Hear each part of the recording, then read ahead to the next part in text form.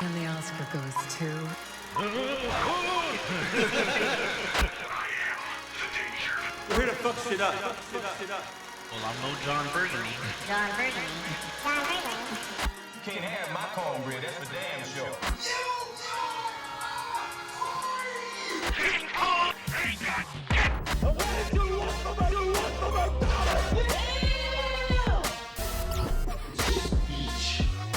Mid.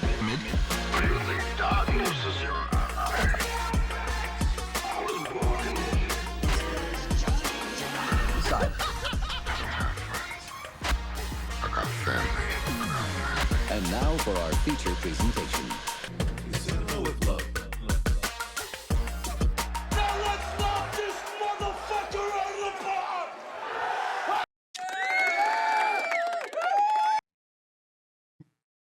It was a continuation from the intro. Well, what's going on, people? Welcome back to another episode of the 5 at 10 show. Now listen. What? What'd you say? The fuck you just say?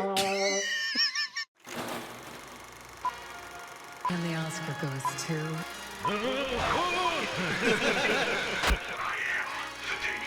We're here to fuck shit up. Well, I'm no John Burgundy. John Burgundy. John Burgundy. You can't have my cornbread, that's for damn sure.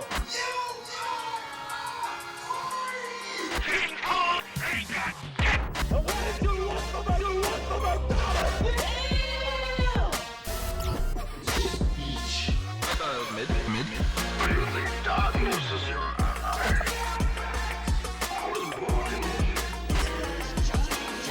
Side. And now for our feature presentation.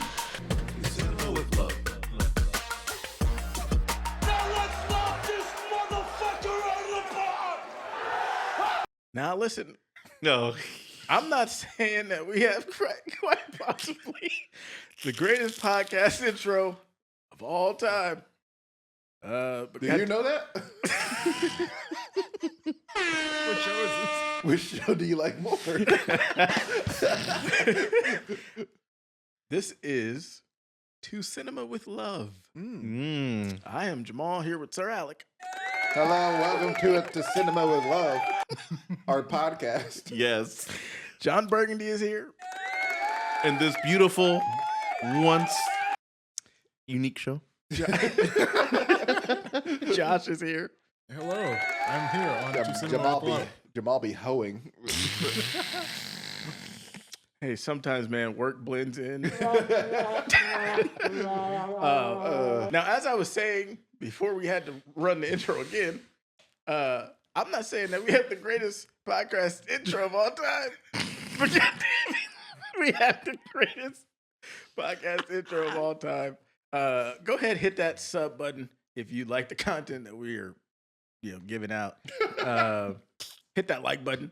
Hit the bell so you can be notified when we drop a new episode. We got a fun one here. If you haven't seen our previous episode, we did a nice little game here. Josh cooked it up.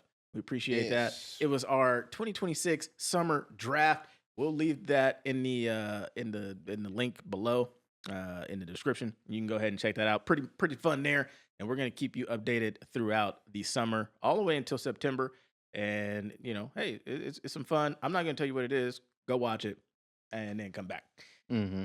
But for today, man, how you guys doing? What have you guys been watching? What's been going on? What's happening in the happenings of happening? So I got caught up on the Pit. Nice. The last 2 episodes. I'm excited. I don't spoiler. Have you guys seen it? Oh, You guys I have haven't seen it? seen the last No. Oh, episode. okay. Never mind then. Okay. Yeah. I'm excited to see where this goes. I do remember that you guys were talking about potential night shift spinoff. Yes. After seeing one of the episodes, I'm like, yeah, Mm-hmm. that makes sense. That show is just amazing. It is good. It is just nonstop. It is just fucking fantastic. So I wouldn't be against a night shift spinoff. Mm. That's for sure. Do you have a favorite character? Ooh. And why is it Ogilvy? Well, he kind of disappeared Did he? for like a little bit. Oh, yeah.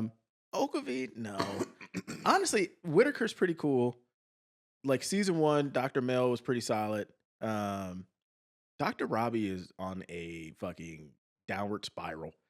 But Dana is fantastic. Baby J down. Yeah, she Baby J down. You get the formula, Baby J down. like she's carrying like a lot of her scenes, and she's just so good. She's very natural. Yeah, she's like the one that's most lived in. like it feels like yeah. she actually worked as a fucking nurse. Yeah. But really good show. What I watched Teenage Mutant Ninja Turtles 2 and 3. Oh, you watched the third one when they go to Japan? Yeah, no, China. No. Wait, the Japan did. The Yeah, 90s. yeah. You said the samurai. That's Japan. Japan. Oh, okay, well, China. They go to China, right? What?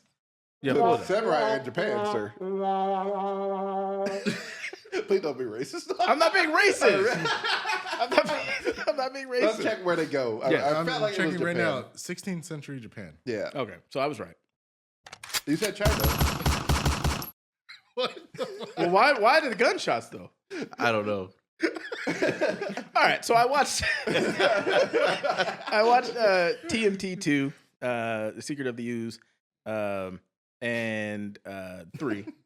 What was it called? Like the time thing? What? What was the third one called? It was like time something? Oh, I don't know. It's I'm not 2, even gonna 3. fucking. I ain't gonna attempt. I'm not even gonna try anymore. God, bro. But so I had went back because Turtles in time. Turtles in Time. There we yes. go. Because they had released number 2 in theaters a couple weeks ago. Yeah. And part of me was like, oh, maybe I'll go see it in theaters. That didn't happen, which is fine. So then, That could have been your billion. it could have. Oh, fuck, it could have. So then I was like, oh, I'll just watch it on the Google Play. And it's just crazy hijinks. It's a stupid ass movie. Yeah, but it's so good. Go Ninja, Yeah, go Ninja, yeah, go, Vanilla Ice go cameo. Ninja, go Ninja, go. Like, They how start do you, dancing. right? How do you not get hyped when you see that shit? Like, Vanilla Ice is like doing a concert in this random ass like warehouse. Warehouse. Like, yeah, it's all dark and gloomy and Yeah. shit. They just come in like, yeah. yeah, nobody questions like these gigantic fucking turtles, and they're just having fun. And, he knows they're ninjas right off the bat. Yes. Yeah, he knows they're ninjas right off the bat. Doesn't question it. He's just like, hey, I'm going to do this impromptu rap song. Everybody's going to know the choreography. Right? It's an insane film. One of my favorites, though. No, yeah, it's a fun One of- movie. one of Like, my it's insane. See. One of the reasons why I love it is the opening scene Yeah. where they're going through New York and they got the fucking pizza. Mm-hmm. And as a kid, right, Mhm. when the fucking dude is doing the fucking cheese pull, Cheesiest Oh, pizza you man. ever seen I'm in like, your life. Yeah. what the fuck is that? Right? Where can I get a slice? Uh-huh. And yeah. So that's always just like stuck out to me. Yeah. But there's like some good kind of one-liners in there. In the second one, the third one's okay. It's not like Like when the ending, when the guy like falls into the water, you can see like the masking around him. Like you can see, you can see him like shrink. oh In real really? time. Like yeah, you can see like the poor masking where it's like he doesn't even like fall into water. It just looks like he just like kind of just disappears. Oh funny. yeah, He yeah, just, like, yeah. evaporates. I know which one you're talking about. The white dude. Yeah, the white Yeah, dude that yeah, falls yeah. into the water. That was kind of funny. That was pretty funny. Yeah. Yeah. Overall, just like a solid little nostalgia, little kick with those two. Yeah, yeah. I watched 2 episodes of The Boys, the first 2 episodes of The Boys, new season last night. Have you guys watched it? No, I not watched yet. it. Yeah. Yeah. You've seen it? I just still need to watch it. Okay, I won't say anything. There's one thing where I was just like, Yeah. I think we probably all know, Mhm. and I was just like, why would you do that? Like we've gotten this far, and then all of a sudden, Yeah. you know what I mean? And Is it a certain Uh-oh. character's death? You mean? No. No. It's a certain character's trait. yes. Mm. You know who. Yeah. It's something that they change about another character that hasn't been a thing this entire Oh, time. okay. Yeah. That's okay. And I was just Okay. like if Because we're gonna, it's so jarring. yes, It's very jarring. I'm like, if we're Yeah. gonna do that, like let's set that up, season 4, and then we kind of come into 5, and then it happens. Mhm. And so I was just kind of like, I didn't really like that. Like it was fine how it was. Yeah, that character also, that was surprising. Yep. I was just like, I wanted to see a little bit more because I think there's some possibilities that things could have helped out or whatever. Once you watch it, we can talk about It's it. the boys. But overall, though, I'm excited for it. Yeah, I mean, it's the boys. Hijinks are gonna happen. So yeah. Do you have a favorite character in the boys? Ooh. And why is it Ashley? I mean, she's pretty funny. No. But it's not her. If I had a I want to tell a joke, but yeah, Oh, but then you no. haven't I seen need it. to watch. Frenchie's pretty cool. Mother's Milk is pretty solid. God damn it! I wish we could talk about it He because didn't tell me the this one's fucking- name is Mother's Milk. Lick your lips. that's so Like, like, what? yeah. Butcher looked at it like, the fuck are you talking about? Yeah, no one knows. No one there knows the context at like, all. what? Yeah. Yeah, that was pretty funny. But yeah, that's pretty much shit. all I've been watching. Nice. I'll go next. go Mine's next. short. Well, mine's is short. I don't remember. Okay, the last time that we had an episode, did I already talk about Project Hail Mary? No. Yes. No, you did not. Well, please. Okay, so Nope. I watched Project Hail Mary. Okay. I loved it. It was fantastic. I was at first one of those people that were like, I'm not gonna watch it. It looks boring as hell because of the trailer. And damn. I would, That's and I'm like, strong, like you've never shared that. Yeah, you like, never said that. I kept my opinions to myself. Fuck Ryan Gosling. I kept my opinions to myself. It just looked mid to me. I was like, I'm not gonna go watch it. But then I kept on hearing like people say, "Oh, it's fantastic, #1 movie in America," whatever, like all the stuff. And I'm like, fuck that shit. and I'm whatever. like, yeah, pass. Bandwagon. But then, Yeah, he said like a bandwagon. hold on. This is why this is my truth. I was like, okay, I'm not gonna go watch it. I'm not gonna go pay. But then people kept on saying good stuff, and I was like, no, you really need to go watch it. It's not what you think. And for me, it's more like, I guess if the trailer doesn't get my attention, I'm like, why am I interested in going to go pay for this now that gas prices are up, and so like Now it's factoring gas.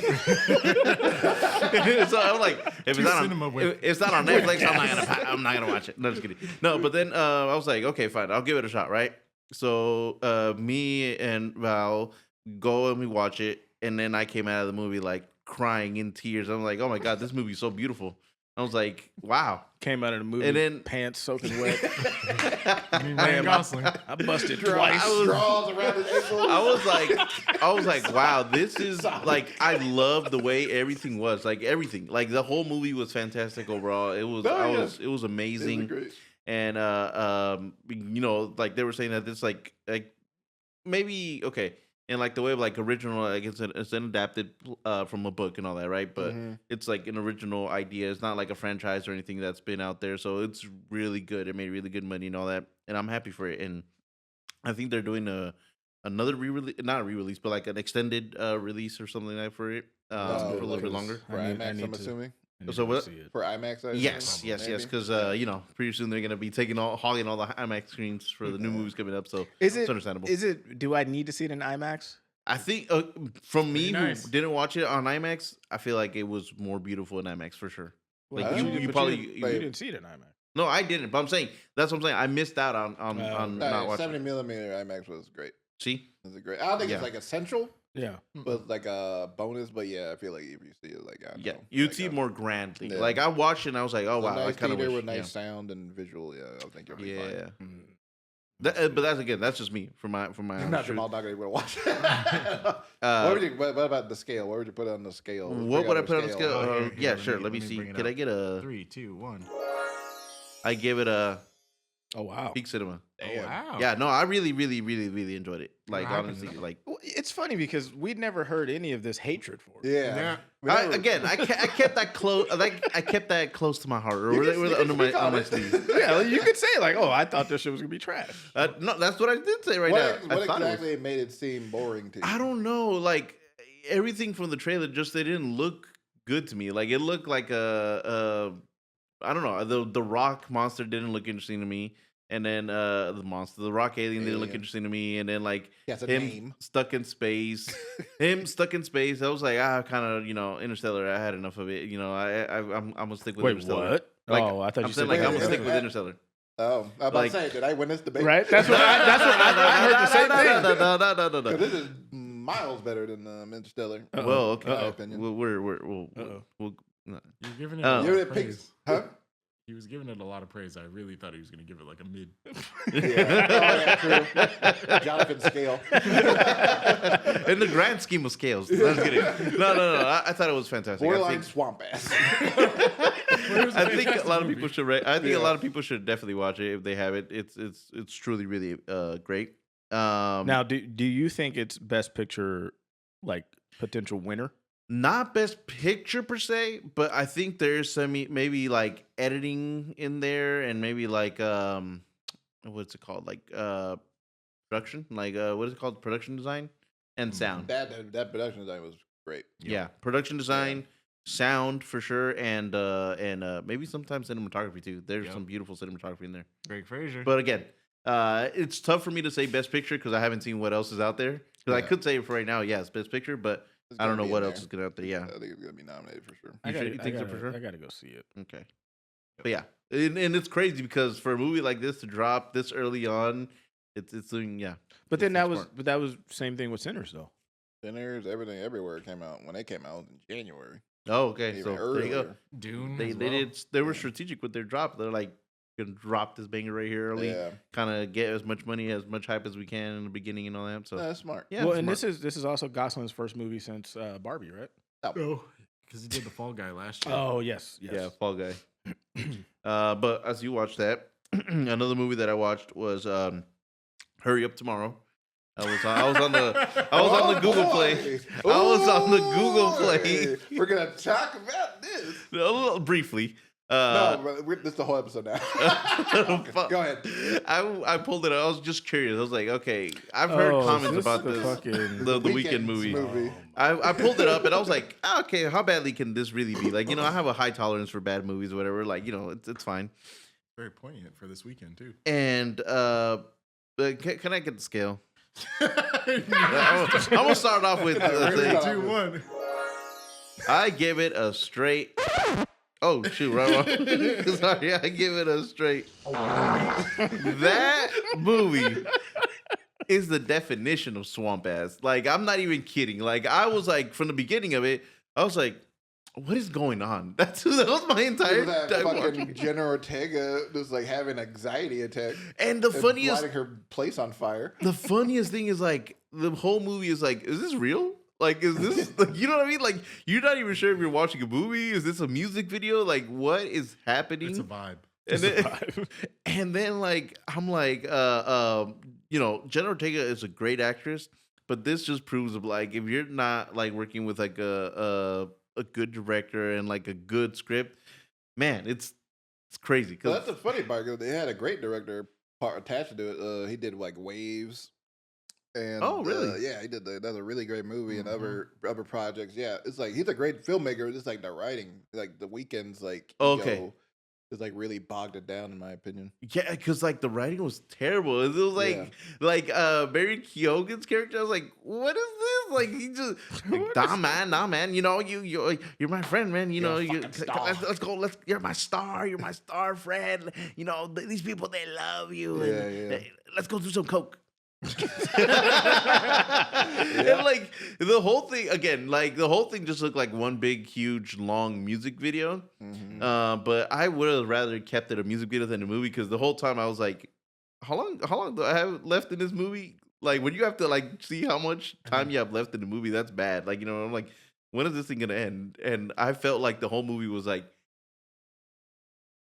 There was no ups, there was no downs. Did you like the ending where Jenna Ortega had him strapped down to the bed and she was telling him how genius? Shut up! Yeah, Shut up! telling him how genius his music is to his face. You know what's funny? The whole time I was always like, you could tell The Weeknd wrote this, like, yeah, because your music's so complicated. I'm like, how does she know all this? I was like, what? Yeah, I had a friend that basically was like, because he's like a huge Weeknd fan and like listen to all the albums and shit. Yeah. It's like, well, you got to listen to all his albums to understand the movie. I was like, no, I'm not gonna do that. That's my brother. No, not him. but it's like, no, I'm not gonna do that. I shouldn't have to listen to tons of albums just to like understand this basic ass movie where just like him just like becoming able. That's like basically the whole movie. Is like rejecting the weekend. So and it's like a becoming able. biopic. Yeah, basically a biopic in a way. Yeah. A reverse biopic. I was like, no, I'm not gonna do that. And the movie like switches halfway through too. Yeah, like at first I thought it was one thing, and then they had that like weird montage of them hanging out, or whatever, and then it went to like a twist. It becomes like a psychological thriller horror movie for like a little bit. Yeah, It was bad. Look at that taco meat, boy. But yes, so I'm done talking about it. It left a bad taste in my mouth. Oh, yeah. But and then I watched Anaconda because it was on Netflix, the one with Of course. Paul Rudd and Jack Black. Okay, what did you think of the? Okay, we watched the trailer of Anaconda, but you thought that looked good in comparison to Project Hail Mary? You were like, Man, my Anaconda don't. No, just kidding. No, I didn't expect anything. You know. Okay. Like, then that's what I'm saying. You could with some trailers, you can tell what you're expecting. No, But with Project Hail Mary, and I understand why they did it now. Like they couldn't really tell you a lot about the movie because the whole movie is literally kind of hard to kind of pin in a way. Yeah, but at the same time, it's like because it's a lot. But with Anaconda, you're like, this is basically what you're gonna get. What you get. Yeah, what you see is what you get. Mm-hmm. And then for that one, I was like, yeah, definitely what I saw is what I got. It was nothing big. There was a couple of maybe funny moments there, laughs here, hee hee, ha ha there. Mm-hmm. I think I basic movie, but in our scale, I'll just go ahead and quickly go to the scale. Oh shoot, Mid. Okay. An ass mid. Ass. Ooh. Well, can I get my scale on Teenage Mutant Ninja Turtles? You didn't want to do it. Well, I just forgot. No. I'm gonna say mid peak for number 2, and I'm gonna say mid for number 3, or like a little like before, like John Wick. Where John Wick is at? Pizza. Huh? It's all because of that pizza. Yeah. Yeah, no, That pizza gave it the that. pizza carries that to like mid peak. That cheese went hard. Anyway, I'm gonna start out with some TV shows. Woo! I watched because it came out yesterday. Malcolm Middle, Life Still Unfair, and Is the theme song still the same, or they changed it up? yes and no. It's like shorter and it's sung by a different person. But it's like it's a lot shorter. But that was unfortunate. But yeah, for people that don't know, this is the sequel series to the original Malcolm Middle show. Came out like the early 2000s, like around there. It was like kind of like revolutionary for the time for being like a sitcom without like a laugh track or anything. It was kind of more cinematic looking, get a lot of trippy visuals and stuff like that. A lot of the show. But yeah, about this family, this kind of like lower middle class family, and they live in bumfuck. I don't even know, like California, like Midwest type place. Like it could be anything. That's kind of like the magic of the show. But yeah, about this like the dysfunctional family. They get into a lot of like trouble and everything. But they at the end of the day, they love each other and everything. It's almost like a real life Simpsons. Yeah, exactly. Ooh, that's a good way. All the kids are Bart. Yeah, pretty much. But yeah, about Malcolm. Now it's 20 years later, and pretty much everyone is back besides the actor for Dewey. Yeah. Yes, they found like an actor that looks dead on like him. Wow. So like, if I didn't know that was the same actor, I would have been like, oh yeah, that's the same Dewey. He apparently he turned down a bunch of money because he's at like Harvard or something. Yeah, good for him. Exactly. Yeah. Well. The education. Education ain't gonna fucking make you happy. Okay. I'm sure he got his money, whatever other things he does, and the show and everything. I mean, he did 100 and something episodes from the original series. That's a lot of money. Yeah. Hopefully he saved it up well. But yeah, now it's 20 years later, and focus on Malcolm. He's a grown adult. He's got a kid now. And from a woman that kind of like went crazy, and I was like, oh yeah, that's typical Malcolm thing. What happened? But the thing is that he has been hiding his daughter from his family because he thinks they ruined his life. Oh my goodness, that's insane. So and then Hal and Lois are having a wedding anniversary, and they want Malcolm to come, but he's refusing. So then they come to his house. He lives in another state, I think. Oh wow. And then they find out that he has a daughter, and then they're like, "What the fuck, Malcolm? This is what you've been doing." but yeah, that's basically the premise of the whole show. Him, Malcolm, kind of like learning to reaccept his family again. And yeah, I'm a big fan of the show. Like that was like one of my childhood shows. It was like Malcolm Middle, like George Lopez, and like My Wife and Kids. So like that was like and Everybody Hates Chris. That was like the rotation. Bernie Mac show. Yeah, Bernie and Mac show. Yeah, that was like the rotation. But it was good. I liked it. It's 4 episodes. It was like way too short to me, but it kind of felt like an extended movie. Yeah. Did they release all 4? Yes, in one day. Okay. Yeah, it's all there, and that'd be ridiculous if they were because they're like 30 minutes each, like around 30 minutes each. Oh, what? Oh, Yeah. they're bite sized. It's very, they're- yeah, very. so they're flying through. Yeah, you can get through it very quickly. Nice. I Okay. thought they were And, like 1 hour episodes. No, yeah, 4 episodes, all around 30 minutes or so. And but yeah, I feel like they none of the actors missed a beat. Like they fully Wow. Picked up fully their like picked up characters. their characters like 20 years later. Like I think that's like part of the appeal where it's like Cool. it doesn't feel like a really different show. I mean, it looks different because Yeah. I mean, it's doing like modern filmmaking and everything, and like they're tackling more like doing like social media and like Zoom calls and everything. So it's weird to see these characters from the early 2000s like tackle like 2026 Yeah, that's true. technology and That's everything. true, So yeah. it's weird. But yeah, it just feels like these characters is older now, and it's a lot of good funny bits and everything. And like I wish some characters got more attention than others. Like Stevie. Stevie's in there for sure. He's in the episode 2, I think, and then like how good. Yeah, he's in the episode. The last one, the last episode is like a full blown reunion episode. Like Nice. they got damn near everybody from the original show, and it was nice to see. But yeah, and Brian Kress as Hal, he's just amazing as always, hilarious. And Like you talk about this guy's range, man. yeah. That's Mhm. it's insane. I mean, to think about like when Breaking Bad first coming out, like the dad from Right. Malcolm in the Middle, Right. This show's gonna be funny. Then well, No. well, Breaking Bad.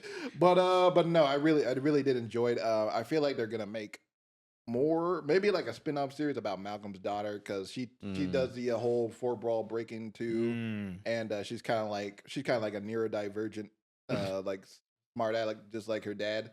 Yeah. So it's like it could be. You're like, What? What? Why'd you doubt it? You Look, laughed at I'm like, that. oh, that's cute.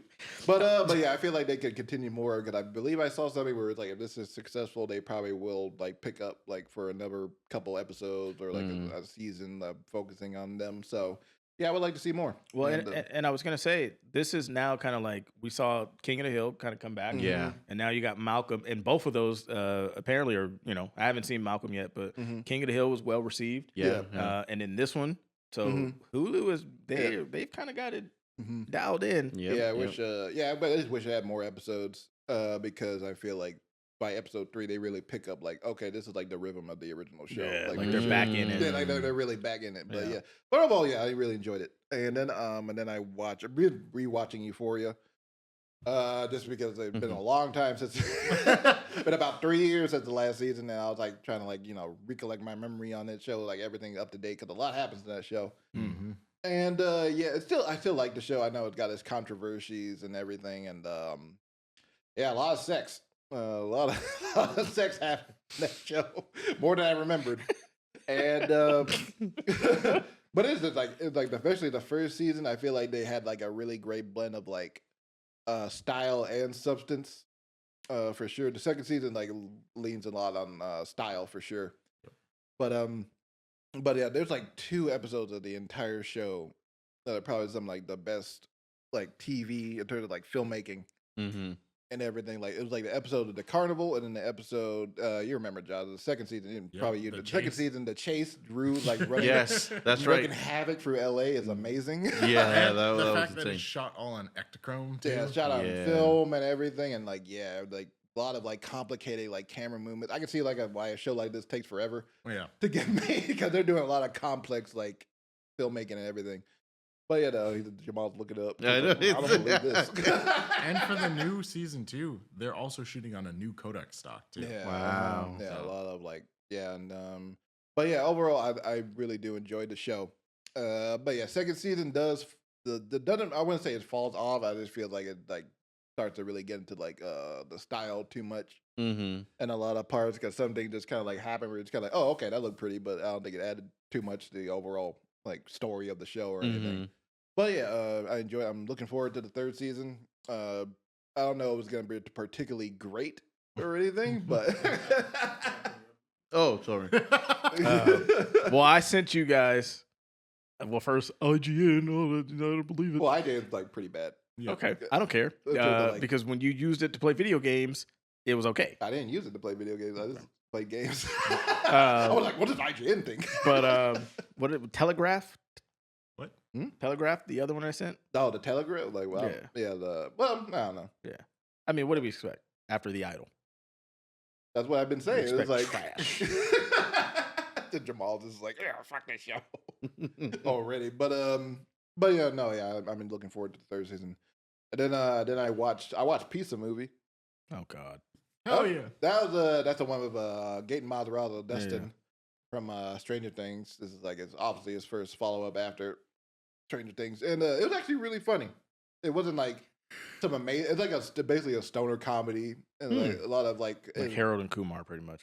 yeah, but a lot more trippier. I would say like because they take these pills. They're like these losers in college. They take some pills just to like have fun for a night. And turns out like these pills, if you don't like eat like pizza to balance out the drugs, you'll get butt by butt by your worst fear. Oh my God. That means you're gonna be right at home with that one. And the whole sounding. It's an insane film. It's actually really like has a lot of great jokes, a lot of great visual gags. And yeah, this feels like an early 2000s like stoner comedy, like the comedy don't really get anymore. Yeah, and it's directed by YouTubers that I found out. So it's like YouTubers once again, they're slowly taking over, slowly on the come up. I'm like, got the fucking Oscars. films. I'm telling you. Yeah. Wow, I'm telling you, talented YouTubers, I should say. Not to get confused. But yeah, and then there's like a really funny scene where they like parody Inglourious Bastards. That was very Really? Inglourious Bastards. That was very funny. Yeah. But yeah, I would recommend this one. I feel like it's like if you're looking for like a quick laugh, yeah, it's a good time. What's the runtime on that one? Like 90 minutes. It's Oh, okay. It's like short. I might, it's not bad. I might just put some Like, background on. Yeah, just put it on. It's like nothing like Yeah. crazy, but like it's funny. Yeah, and there's some really funny jokes. But then I also watched. What else did I watch? Oh yeah, of course I watched American movie. Oh yeah, I watched the drama. Oh yeah. That's with Robert Pattinson and Wait, Zendaya. have you seen it? No. Are you going to see it? Yeah. Okay. Okay, you plan to see it. Okay, I'm not gonna. I think I'm gonna watch it tomorrow. Okay, Oh, okay. okay. I'm not gonna divulge into too much about what exactly it's Please. about. Yeah. Did I tell you? Yeah, I'm gonna talk about it. But not really. But like I'm gonna talk about it. But yeah, it's directed by Christopher Borgley, I believe his name is. He directed that Nick Cage movie Dream Scenario a few years ago. That was good. That was a good movie. No, it wasn't. I'm sure it was. I was like, Yeah, Nick Cage. Sure it was. Okay, Alec.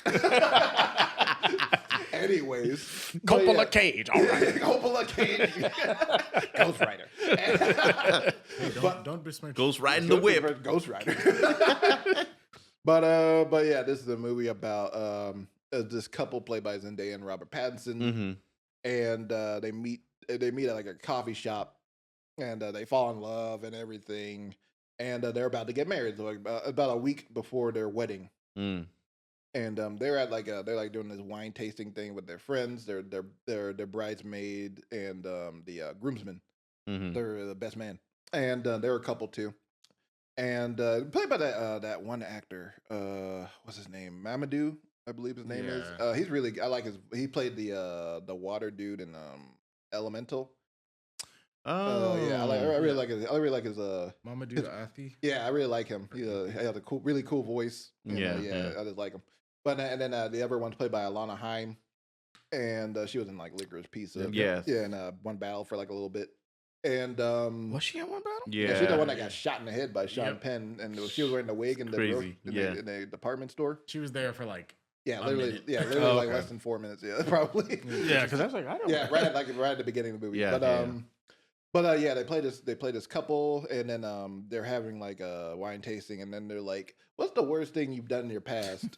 Let's go around and share. They want to go around and share, and they all share, and then Zendaya reveals hers. I'm not gonna say what it is. Okay, yeah, please. I was like, that's but a big. But it does cause drama. It's a pretty big reveal. Okay. That's one that you take to your grave. Yeah. But Yeah. but yeah, that causes drama. Robert Wow. Pattinson starts thinking about his relationship, how that reflects on him, and then like how it affects other people. So it's kind of hard for me not to talk about it. Yeah. But yeah, It's such a. I haven't seen it, but it starts a chain. Wait, of you know already? I saw a spoiler. Yeah, I saw the spoiler. Oh. It's a crazy fucking. But yeah, it starts a chain of events that like make things worse and worse until the wedding day, and I love this movie. It's really well done. I mean, the editing was top tier. Cinematography was great, and then but the actual like dark comedy of it all was like probably like the best part because it's like because Robert Pattinson like it's something that he could end up being fine with if this was done like privately. I think he wouldn't have reacted the way he did. Yeah.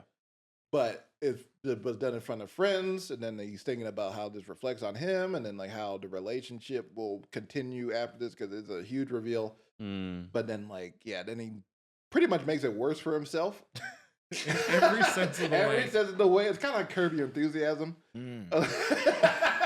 Where it's kind of like he kind of escalates the situation on his own in a lot of ways.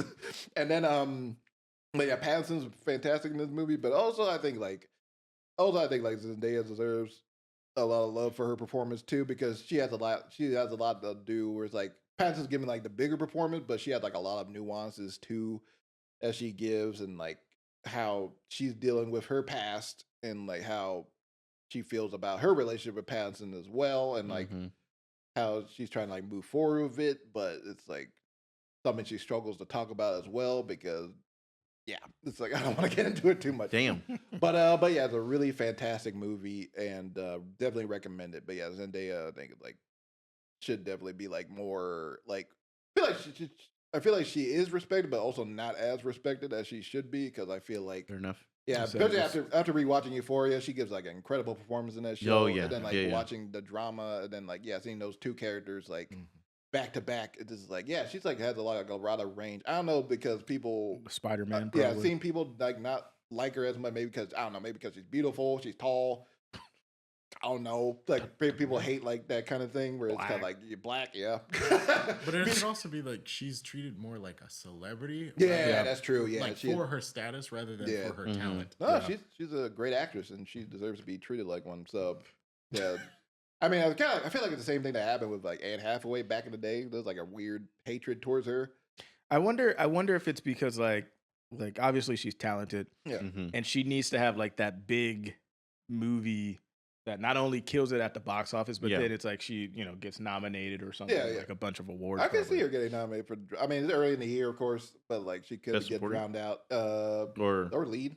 Lead. Oh, okay. Yeah, I would say lead. But I might have to think about that one because he said it for fucking Amy Madigan. Amy Madigan, yeah. That's true too. I have to like check out the year more before I start making. That's like, crazy. For that one, he knew from the top. But this one, he's like, I need to. I mean, I'm just saying, like we're still early in the year. That tells me everything I need to know. You know what's funny is that both. Speaking of Anne Hathaway, is that she's going to be alongside Anne Hathaway in the Odyssey, and that's a big year for all of them. And they might be in the same category in the Oscars against each other. Yeah, crazy. That'd be crazy. But I highly recommend the drama. I'll give that a high peak. A very high peak. But yeah, that's pretty much no scale for you. I know that's crazy. Well, you already started saying it. But yeah, I'll give it a very high peak, regardless. But yeah, that's all I watched. Nice so far. Yeah, nice. I want to try to check out. Me too. Project Hail Mary and the drama. Yeah. Because now, like seeing the spoiler, I'm like, okay, now it kind of gives a little more sense. At least a little bit, I guess. I don't know. But yeah, that seems. It seems like we're starting to get into that time of the year. Yeah. Already. That's why like I think the Oscars should also like like turn on like shorter, like have a shorter like Yeah. time because I feel like. I mean, we just ended the Oscars, and now we're already talking about It's the next already one. talking about I feel like we should probably have the Oscars like last week of February, probably, Yeah.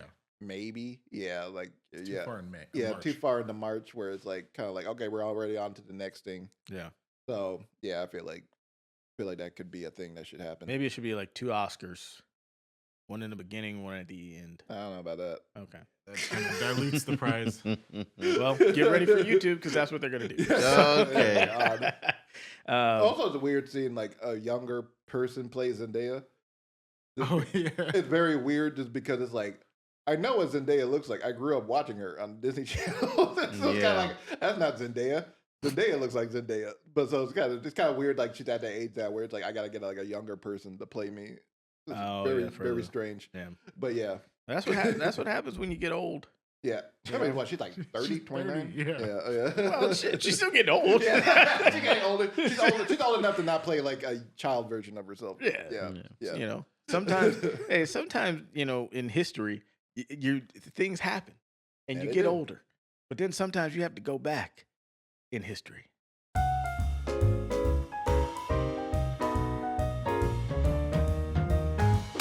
Today in film history.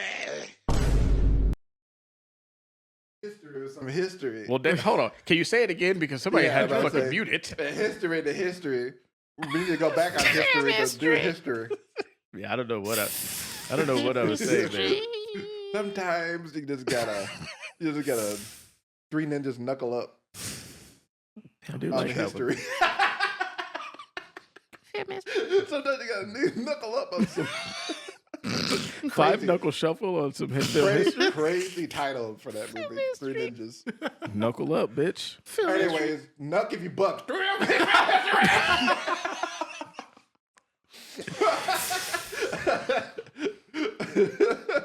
History.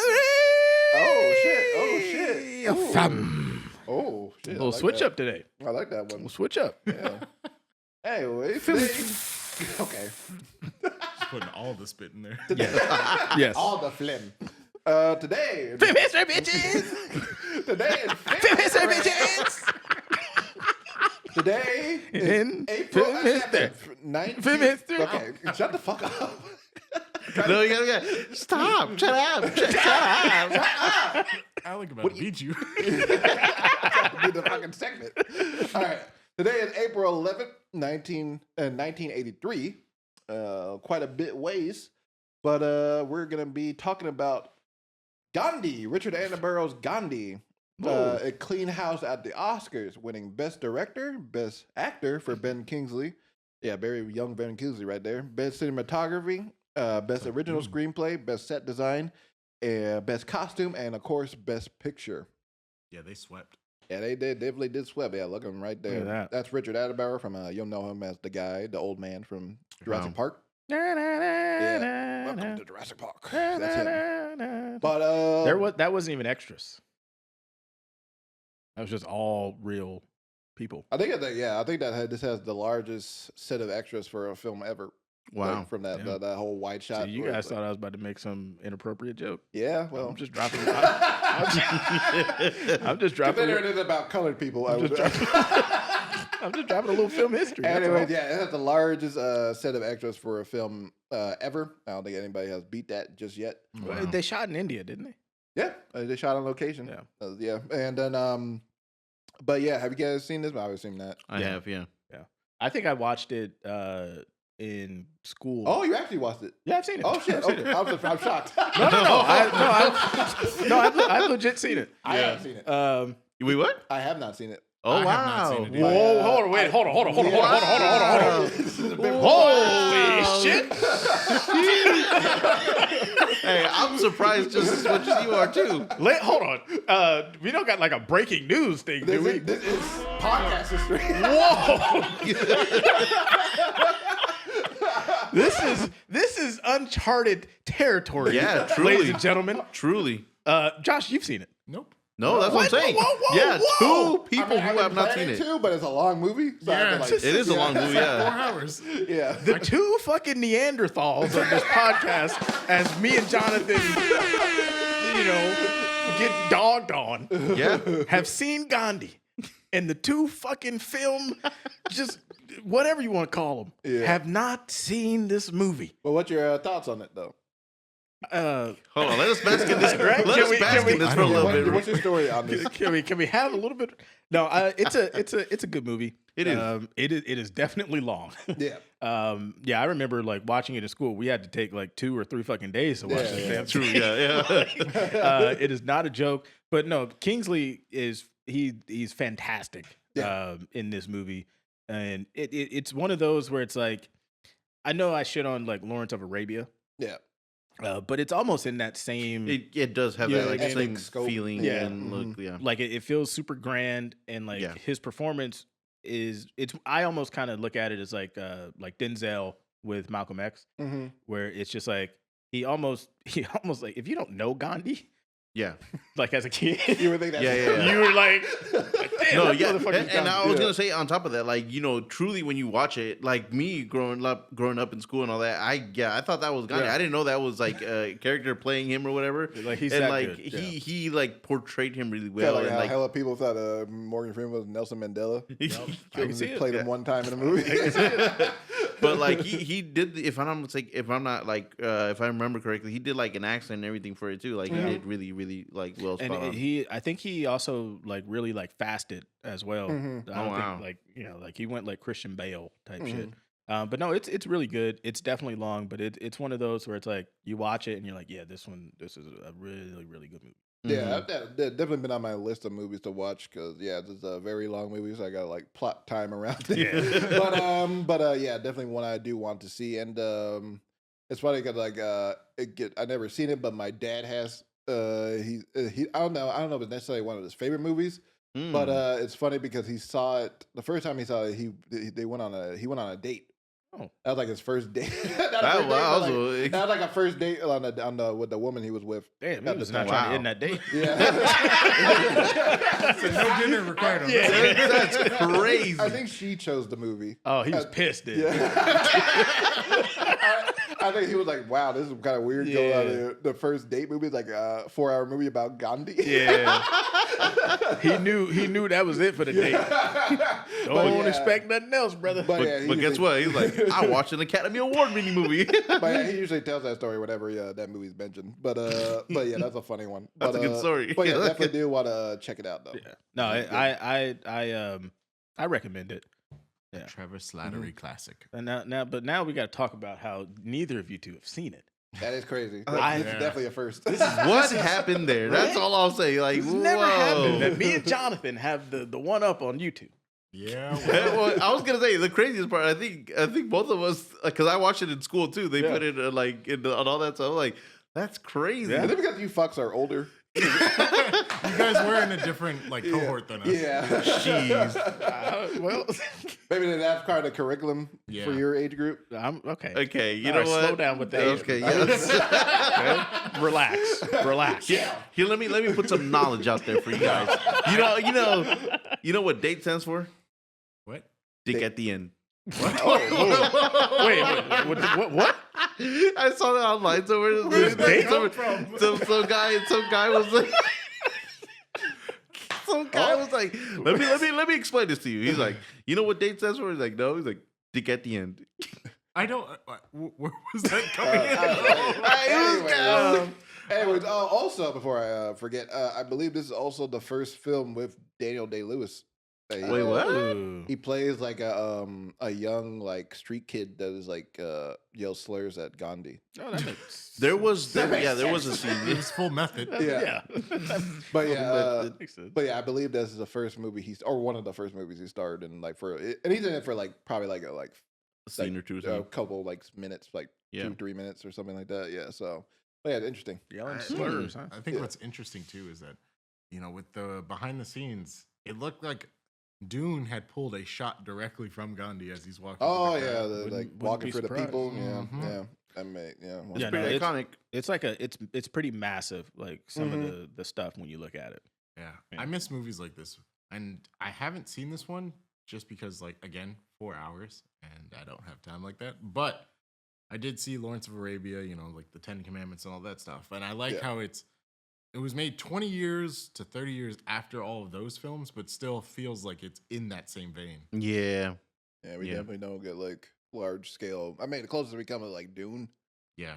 Even then, it's kind of like, we don't like get like that, like Epic to the ground, like large scale. You feel like everybody is there in the scene, not like, duplicated in the edit later and stuff like that, green screen and all that. Yeah. So, because even Dune, it can't run longer than 2.5 hours. Yeah. It's like these films before, they're like, we don't care how many don't give a projection fuck. reels we take out. Yeah. Yeah. We're gonna make the audience stay for 4.5 hours. Yeah, exactly. Well, it is on the poster over there, so maybe One day, yeah. one day we're 4 hours. That'd be our longest movie by far so far. You know what? Yeah. That'd be Jonathan, you know what to do next. Well, I don't know about that. I still haven't even watched The Irishman. Oh, that was like 3.5 hours. I mean, oh fuck! Our story with Jonathan about the Irishman. Holy I shit! eventually finished it. Eventually, I swear to God, like we were watching me, Joey, Josh's brother, and then Jonathan and Lil J. Yeah, we went to in San Francisco back when the Embarcadero Theater was there, but they were showing The Irishman, and we were just sitting there, and like we were about like maybe like 2 hours in, maybe a little less than that. Oh man, I was like about 2 hours. Yeah, well, okay, don't defend yourself. I remember. But you remember. But John, me and Joey were at the top, and like John was at the bottom. John and Lil J at the bottom of the theater.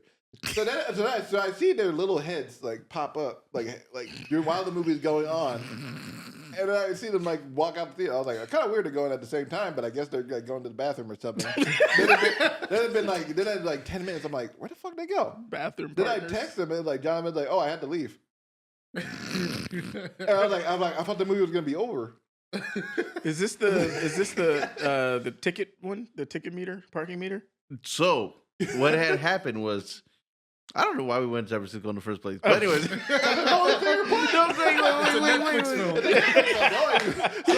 Let me tell you why I said that. Because in San Francisco for parking, it's like either outside in a parking meter, right? Or in this area specifically, because I think it was like in an area where they don't have like really street parking, and so it was just the parking garages. But the parking garages say we close our things at like 11 p.m. or something like that. They close the gates, and if you leave your car overnight, you cannot get it until the next morning. Mm-hmm. And I was like, I need my car tonight. Number one, I'm not gonna leave. I was like, how am I gonna get home? I was like, I need it. One, I don't want to pay the fee that they charge you for overnight parking. We did say you should take Bart, Jonathan. I do remember that. Listen. I'm not gonna go to Bart in San Francisco if I can help it. I'm not gonna go to Bart. So.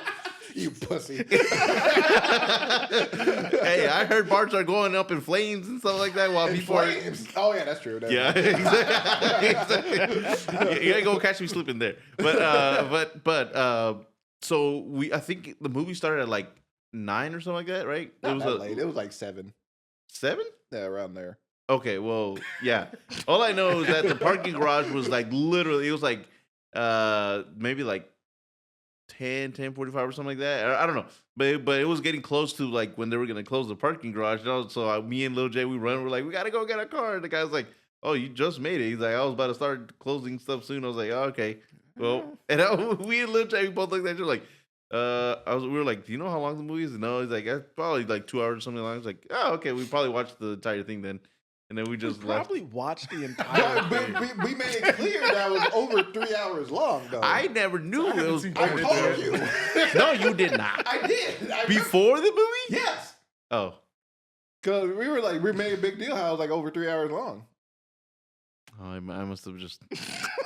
Anyways. Yeah, that's the story of that. That's hilarious. But I kind of don't fault you, though. I mean, that's what I'm saying. I hate, but you also did. But the stupid part was thinking like it was like almost over. That This is still Act 1. Exactly. Yeah. Like, Robert De Niro's still young. Yeah, exactly. But yeah, that's the story of that. That's film history. And Jonathan only- That's history. what I was saying, Alec and Jonathan Moore. Yeah. not only film history, but podcast history as well. Too. Oh, so shoot. That is the first. Gonna hold on to that one for a while, and we're gonna hold on to something because somebody has their hat now. Somebody's back from vacation. But who is back? This is the news. John Burgundy. John Burgundy. John Burgundy. This is news with John Burgundy. Bitches. Okay. Settle in, folks. Strap up, because we're Use going your to country voice. strap up there, folks. Oh, 'cause we God. Strap Cause- on. strap in, now strap on. Get your strap. Get your strap get on your strap going, ready. and we're gonna look at these box office numbers for today. Number one, we got Super Mario Galaxy movie at $131.7 million domestically. Remember, these are all domestic. In the future, we will try to go globally. Number two, we got Project Hail Mary coming in at 31.7 million. And number three, we have The Drama coming in at 14.4 million. What do we Yeah. think? Do we have any surprises, any upsets, anything? No, I feel like this is drama made good money. I feel like for what it is. Yeah, no really surprise. What's the budget on Drama? Do you know? I have no idea. Oh, okay. But I feel like it would be like good money for like what the subject matter is and everything. And like, Right. yeah. And It like, shouldn't be like too big of a budget, coming right? out against like Super Mario and Project Hail Mary still there. Looks like it's estimated between 25 million and 30 million. Okay. Yeah, roughly like 28. Yeah, they'll definitely make. I think they'll definitely make a profit. I think. Yeah. Right. I think Yeah. a lot of They're people- trending pretty well. Yeah. I mean, I think those numbers are pretty solid. I mean, I don't think people expected too much from Project Hail Mary before. Yeah. No, they definitely didn't expect. That's kind of just been more word of mouth. Oh, Yeah, that's a Truly. that's a phenomenon. One So more cool. weekend. But and then- the drama's profitable. Oh, nice. Nice. you Mario, that's expected, and then the Drama, that's pretty good. Mm-hmm. The drama, not the drama. Super Mario. How much is made worldwide? Yeah. $463 million worldwide. Yeah. And it's only been out for a week. That's gonna be my first bill. There you go. That's You gonna still be my got. Yeah. first I was gonna bill. say. How many did you say? What did I say? 5? Yeah. Oof. Okay. The No, people ain't came no- for Fox Ain't McCloud. no oof. No. Not him. We literally just had another episode where we were debating trading billion-dollar franchises. Oh, you were trying to trade. Yeah. Go check it out if you haven't seen it. There you go. Yeah, you know what I say? I have a trade. No. It's closed. Go check it out. I tip my hat off to you, sir. I don't know how you did that, but the extra 200 million was thanks to Fox McCloud and the Star Fox movie. That's gonna come McCloud? Fox McCloud. That's crazy. Okay, well, let's just jump right into it. Are these directors the final destination for Metal Gear? Like that one. That's pretty good. Hot off their smash hit Final Destination Bloodlines, grossing $317 million off of a $50 million budget. Dang. The duo Zach Lipovsky, Yeah, sure. and Adam Stein Whatever you feel. have been busy working on projects Sorry, such as Zach. an animated film based off of Marvel character Venom for Sony Animation and writing Gremlins 3 for Warner Brothers. So they've been busy. But Sony seems to want them on a long anticipated adaptation for Metal Gear Solid, which our friend or podcast member So Josh, he's not our friend? no, friend He's slash not our friend. slash Producer. podcast member slash producer slash all of this guru had made the prediction of or not prediction but like saying Made a hopeful wish. For, yes that they would make a Metal yes. Gear Solid movie. So congratulations on that, sir. The film itself is, of course, based on Metal Gear Solid, the iconic stealth action game created by Hideo Kojima. Hideo? Hideo? Is it Hideo? Yes. Hideo Kojima, which blends military Called that man espionage. Hideo. Hideous Kojima. My favorite gooner. Which blends military espionage, political intrigue, and cinematic storytelling. While the project has been in development for years, with many directors trying to bring it to life, this new directing duo signals a potential fresh start push forward. Not much has been said about the film, but it will be produced by Avi Arad. Oh, God. The greatest to ever do it. And do we think a Metal Gear film will finally happen amongst the age of video games transitioning into film and TV? Josh, we want to hear your opinions and thoughts since you're. I'm not loving Avi Arad being attached to it, and I haven't really seen anything else that these. You give context on who Avi Arad is. Avi Arad is the main producer on all of like Sony Pictures superhero films in the early 2000s up until now. All the Spider-Verse he was behind all the Spider-Man-less villain films. Spider-Man 3 he loved. Yeah, Avi Arad is the eccentric producer that has ruined a lot of franchises. He loves Venom. Yep, he loves Venom. Damn, he does. He said, So you're going to do Spider-Man 3 without Venom? You're going to add Venom in it. Yep. Oh, he's the one that really pushed to have Venom in it. Yes. Yep.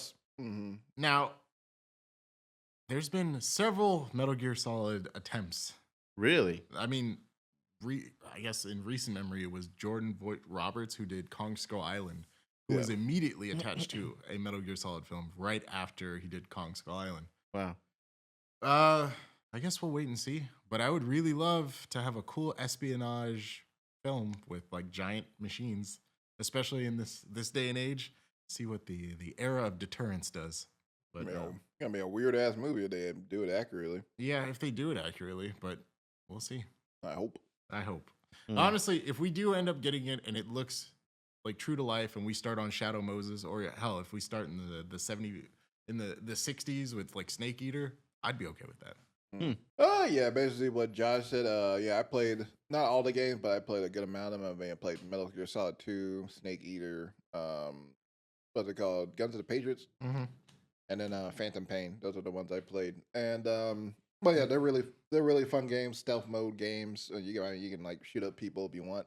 But yeah, mainly. You didn't play 4? Huh? You didn't play 4? Yeah, I played that. But was that Patriots? Yeah, I think that was. Yeah, I played that one. Yeah, PS3, and then Jamal's like, oh. But yeah, mainly they're mainly made to be stealth games. But yeah, they're also like known for their ingenuity and like games and how you play them and the gameplay and everything. But yeah, it'd be interesting to see how a movie, because I think Oscar Isaac was supposed to play Solid Snake, right? Or I think so. At he was one one point, of the names, yeah, they're supposed to play like Solid Snake. But yeah, I do remember them talking about it, making it over many years, and it seems like this is one of those ones that they couldn't quite crack. So hopefully they do on this one. I mean, I liked Final Destination Bloodline. They wouldn't be like my first choice to do like a Metal Gear movie. I feel like you probably need like a more weirder like cerebral director. I don't know, top of my head. Honestly, Soderbergh would have been cool. Steven Soderbergh. Who did Civil War? Oh, Alex Douglas, yeah. Yes. Yeah, that'd be good. Actually. Yeah, that'd be good. Yeah, someone like him. He does military action really well, too. Yeah. So, yeah, someone like him would be good. But, yeah, I feel like these guys could probably do good along. They got a good script and everything, yeah. So. Yeah, I haven't played any of them, but I know of them. The Metal Gear franchise. But, yeah, I mean, I think it's one of those that easily can kind of translate. It's basically stealth, war. Well, not war. I haven't played. Okay, I don't want to. Well, no. You said easily. There's some weird and wacky stuff. Oh, yeah, it gets weird. Take out the weird and wacky, and maybe it won't be tacky. Oh, wow. Okay. That's a knee slap right there. Okay, Dr. Seuss. Yeah. For me, I mean, I'm not really familiar with the Metal Gear franchise. Yeah. All I know is that Snake. Yeah, Solid Snake. Yeah. So I only know him from like Snake. Smash Solid Bros. Snake. Revolver also. Yep.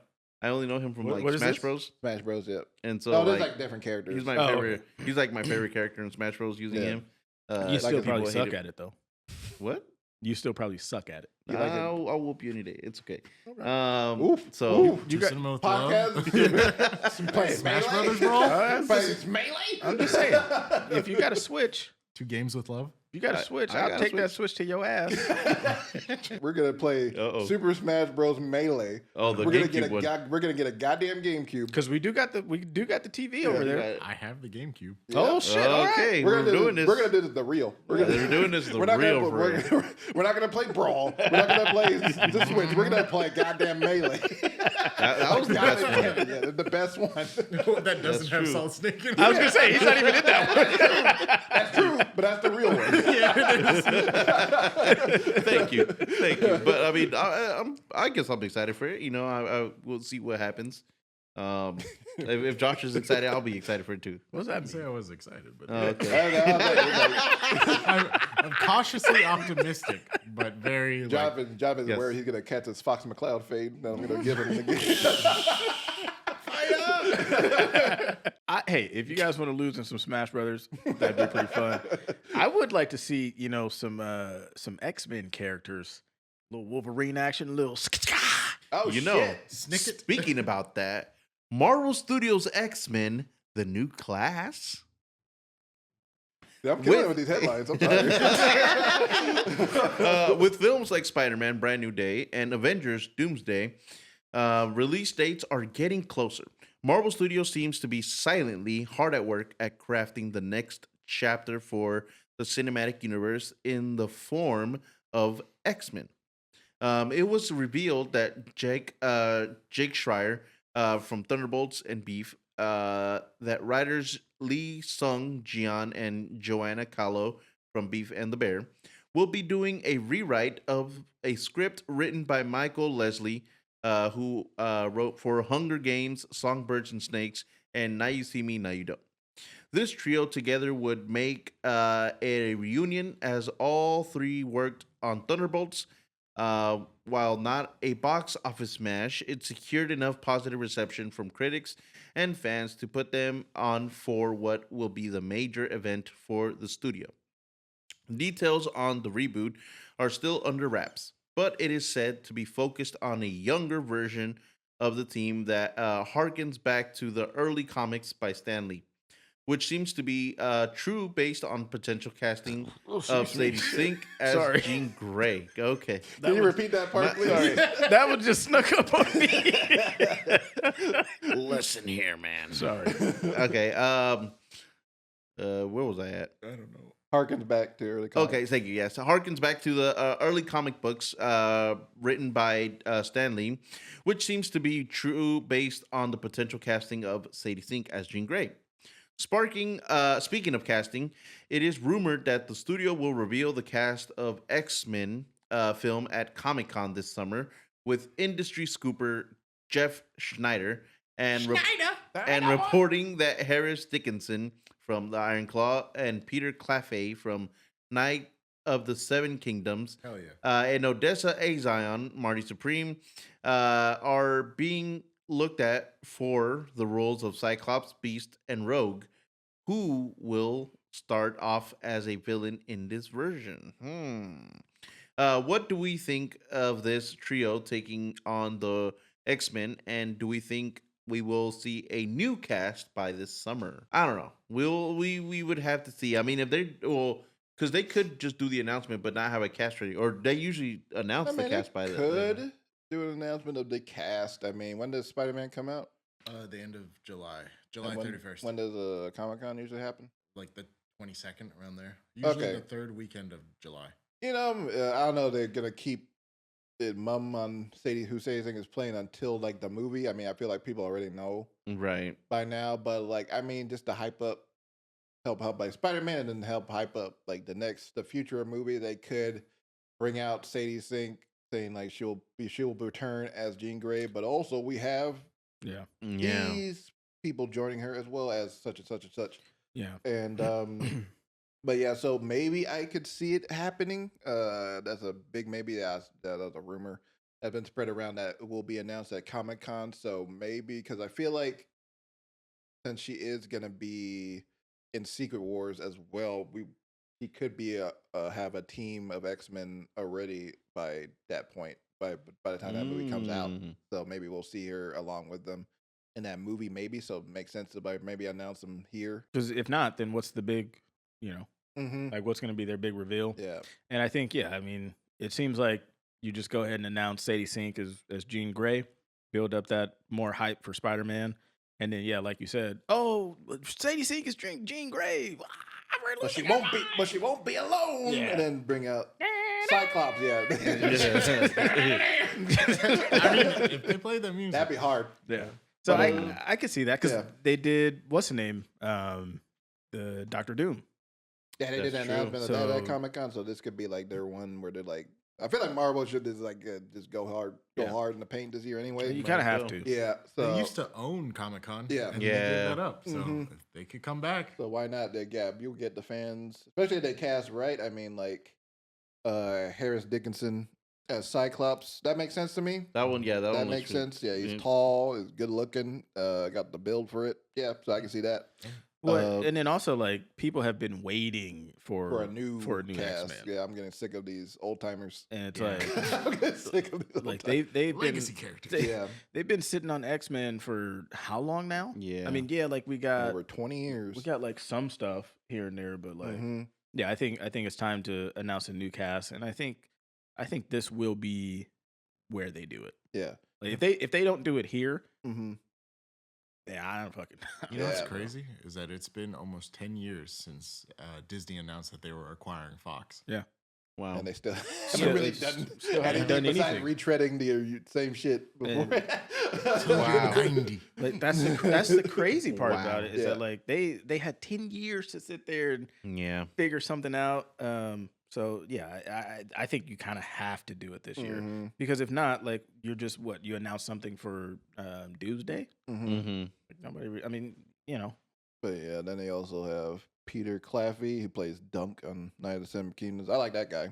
He's like this big hulking dude. It's crazy As because Beast. I read right now that he was used to be a rugby player. Yeah, so I'm like, I mean, he it must makes be sense. He's big. a massive guy. Yeah. He's like 6'6". Yeah, so he's That's a big great. dude. He'd be so- perfect for Beast. Yeah. Yeah, exactly. And this is Zion. I never thought of her as Rogue, but I could see it. I mean, she already got the hair for it. Have you ever seen her?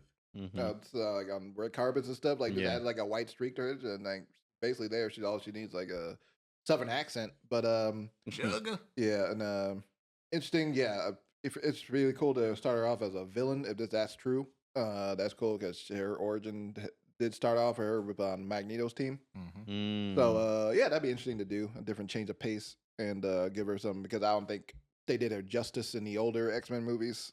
yeah, they too kind well. of yeah. They kind of made it like an afterthought True. after the first movie. But yeah, I feel like that'd be pretty solid casting. And then I also like the writers that they have for it. they're a pretty as solid bunch. Yeah, I mean, yeah, they did a good job on Thunderbolt. Yeah. and Beef.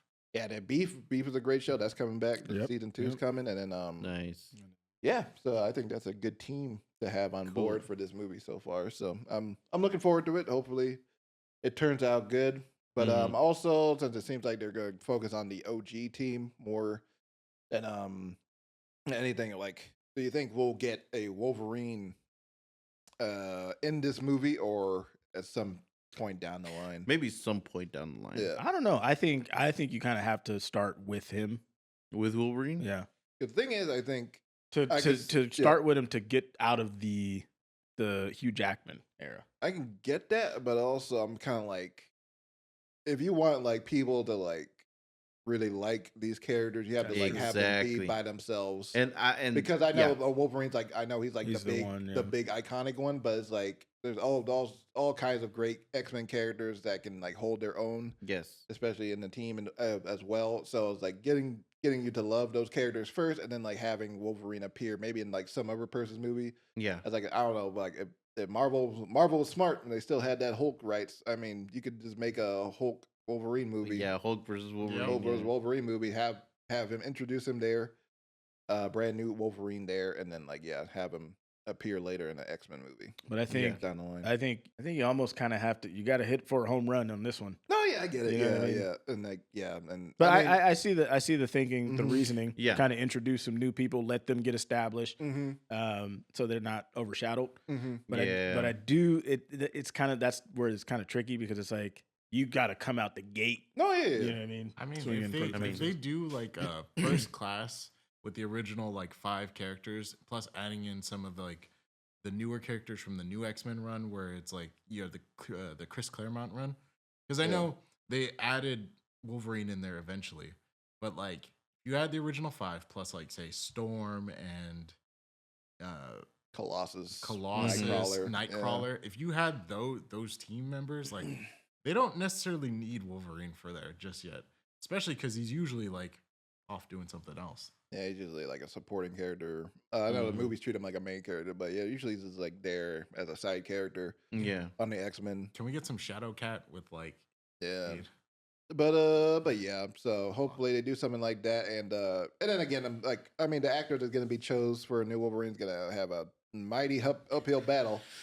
Yeah, to fight that diehard fans against Hugh Jackman, because I know they're not going to accept a new guy.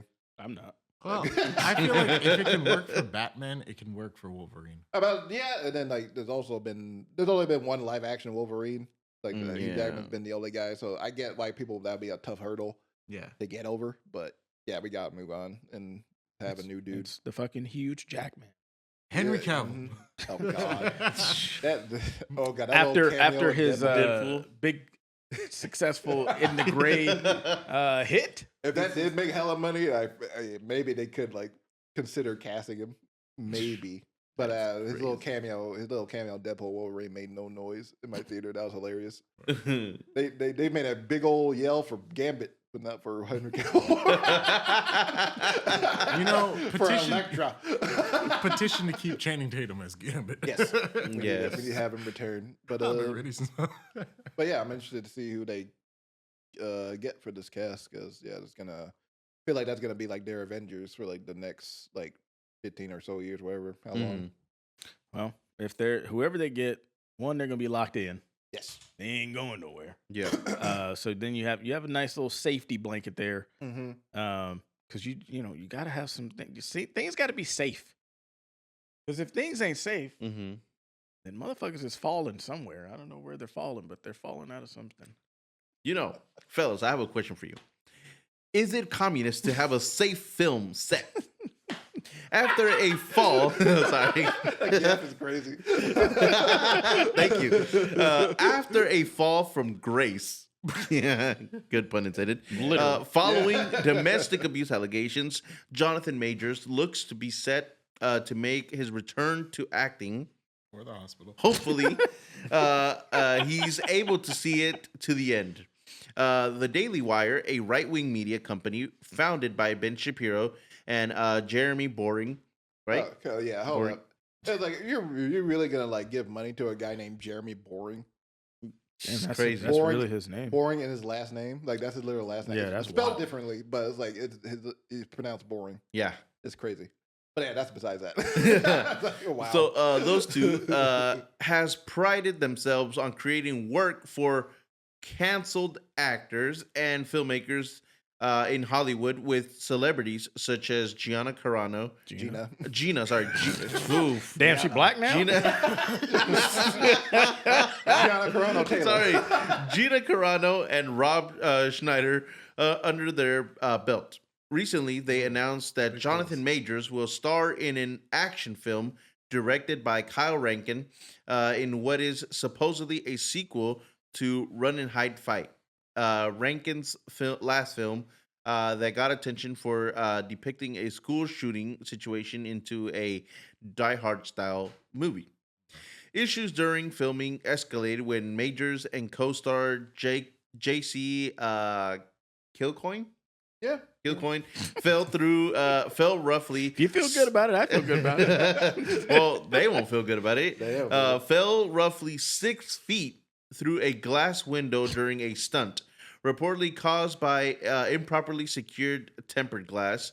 Kilcoyne sustained injuries requiring stitches while Majors was unarmed. That's crazy. The incident appears... He probably landed on that motherfucker. I was going to say, I've seen the video, yeah.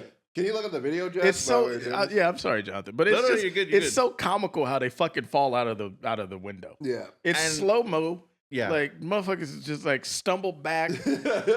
I'm like when I heard like, oh, he falls out of a window, I'm thinking, damn, okay, yeah, he didn't fucking fell out of a window. Like this motherfucker like took a step back and it was just like, oh shit.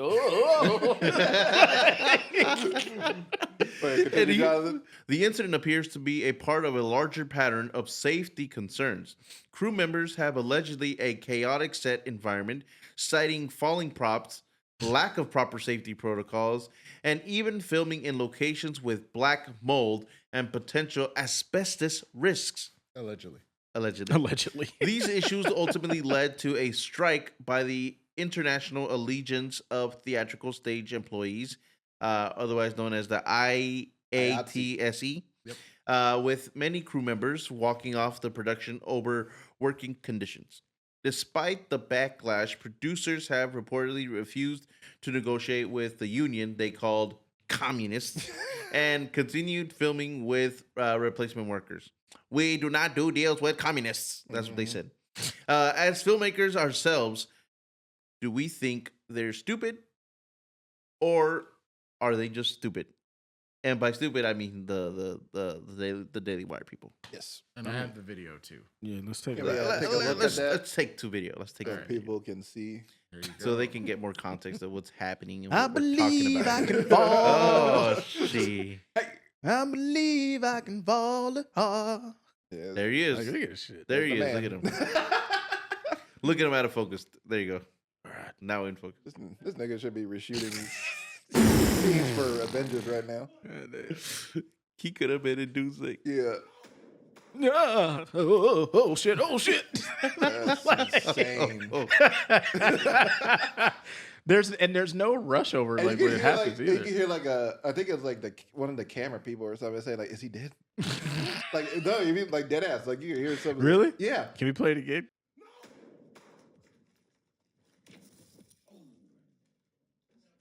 Is he dead?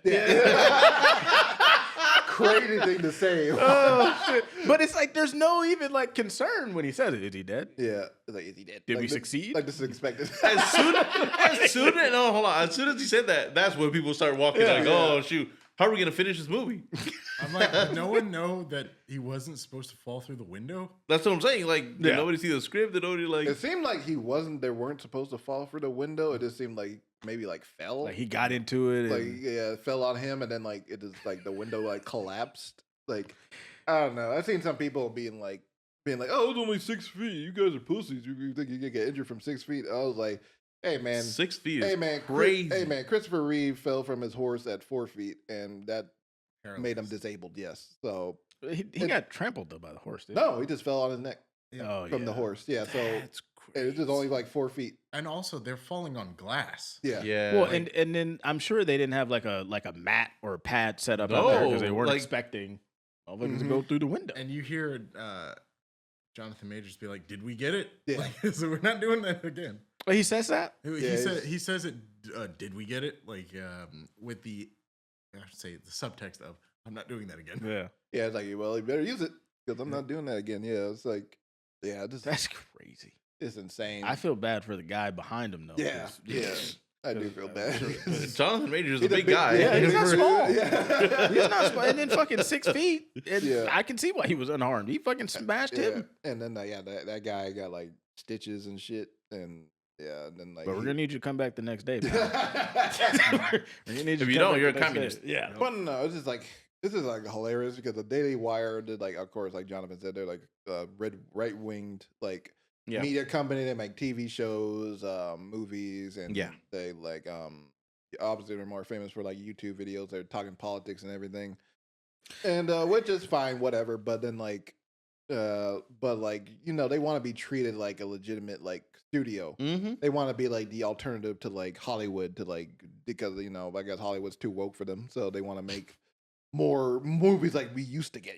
Like movies that didn't care about like being PC Yeah. and everything like that. But it's like not only you're just making like trash movies, but you're also just not being like Safe. running like a safe set like you should be like an actual studio would do because it's like I know like the Rust thing happened a few years ago, but that was like more like an indie production, Yeah. so it's kind of like more like that. But like rarely we get like major like deaths or injuries and like mainstream Hollywood movies like a lot of the time. Like the one I can think of is like the Crow. Yeah. Yeah. I think like an incident on like Deadpool 2, I think it was. I think like a stunt woman passed away on doing a motorcycle stunt. I believe. Deadpool 2? Yeah, I believe it was wow. Deadpool 2. I might be wrong, but What But happened yeah. in The Crow?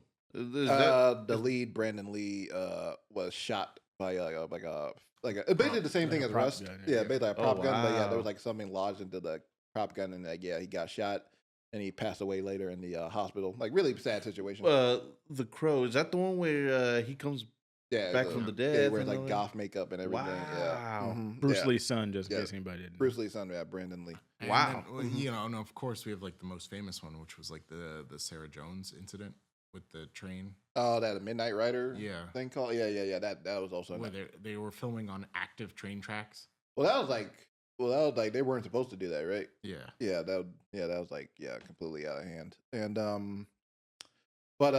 so it's like they wanted to be like this, like take it seriously, got this alternative to Hollywood, but don't. But then when they're like given like, hey, you guys should be more safe, be like, get away from me, you communist.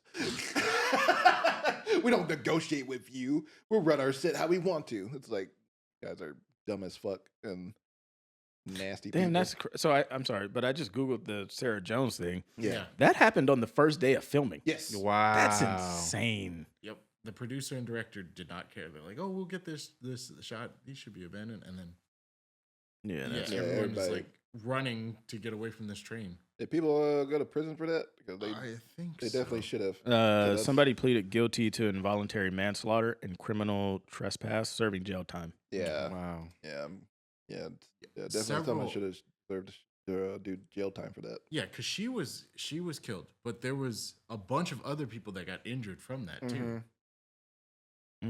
But yeah, so it's like, on set safety is like a very, very extremely important thing. It's like, I mean, there's people like when you're not even doing the action movie, there's like people get like injured, like twisting an ankle or something Yeah. on set. Like, Yeah. I think it's like Keanu Reeves was doing that one movie with Aziz Ansari, and he twisted his ankle.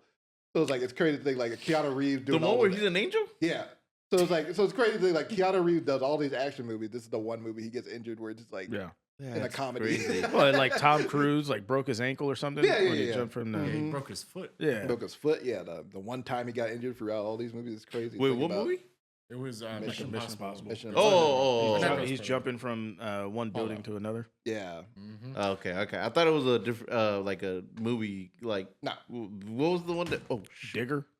Yeah, they're not bigger. no, I thought Tropic Thunder. That's what I thought he got. yeah. injured. I was Oh, like, he- how did he that'd get be injured? crazy. doing- He's hurt during the doing dance. that? I'm about to say, Exactly. do a lot of apple bottom. Oh my back! This suit's way too heavy in the front. but yeah, just like Ben Shapiro, he's a fucking idiot anyway. So I'm not surprised something like this happened. I also look at it too as like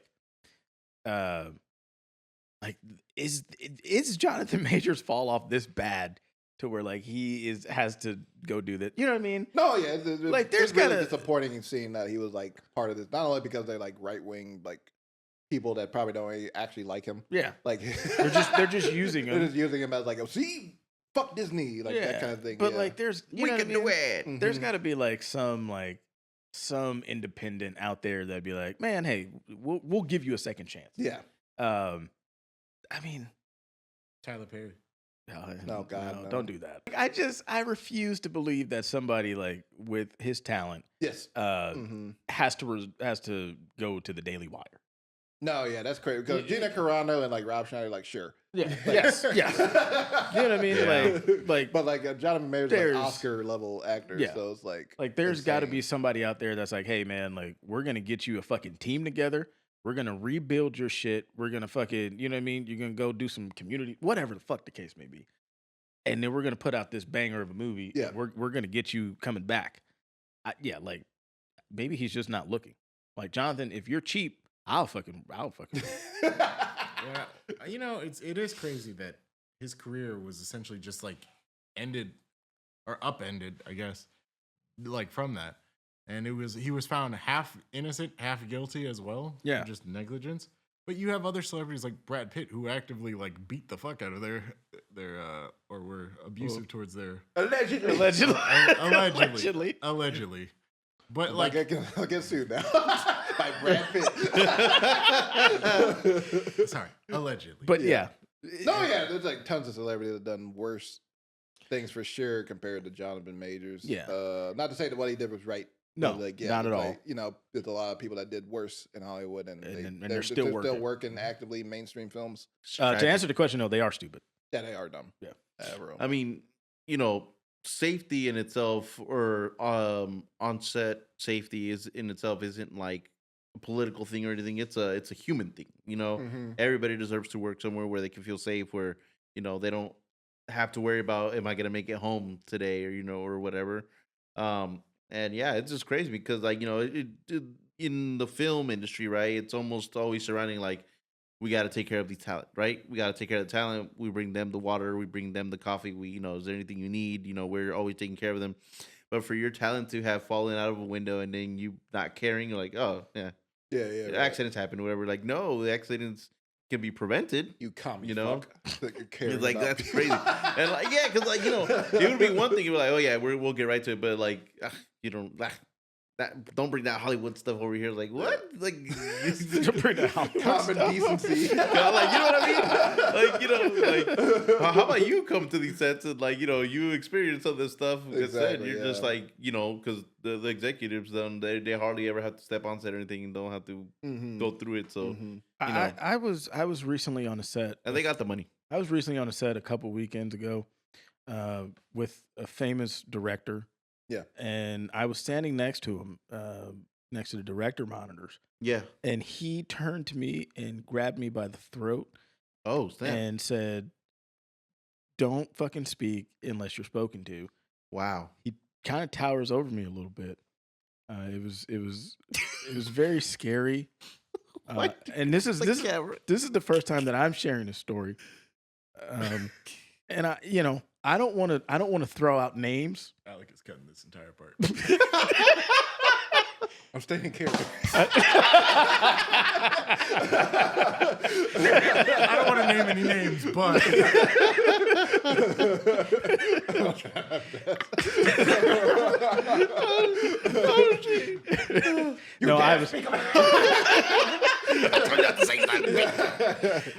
I was safe. Everybody was safe. Is this how safe you were? Allegedly. Allegedly. Jamal just sees me on the other side of the stage. I just pull. I told you go get talent. Oh fuck. No, I was safe. Yeah. Yeah, but yeah, we'll see. I think there is somewhere where, you know, at some point Jonathan Majors will bounce back. I do think he does need like to find like a great indie filmmaker, get a good script. I think he needs to work with black people. He does. Get away from the whites. Go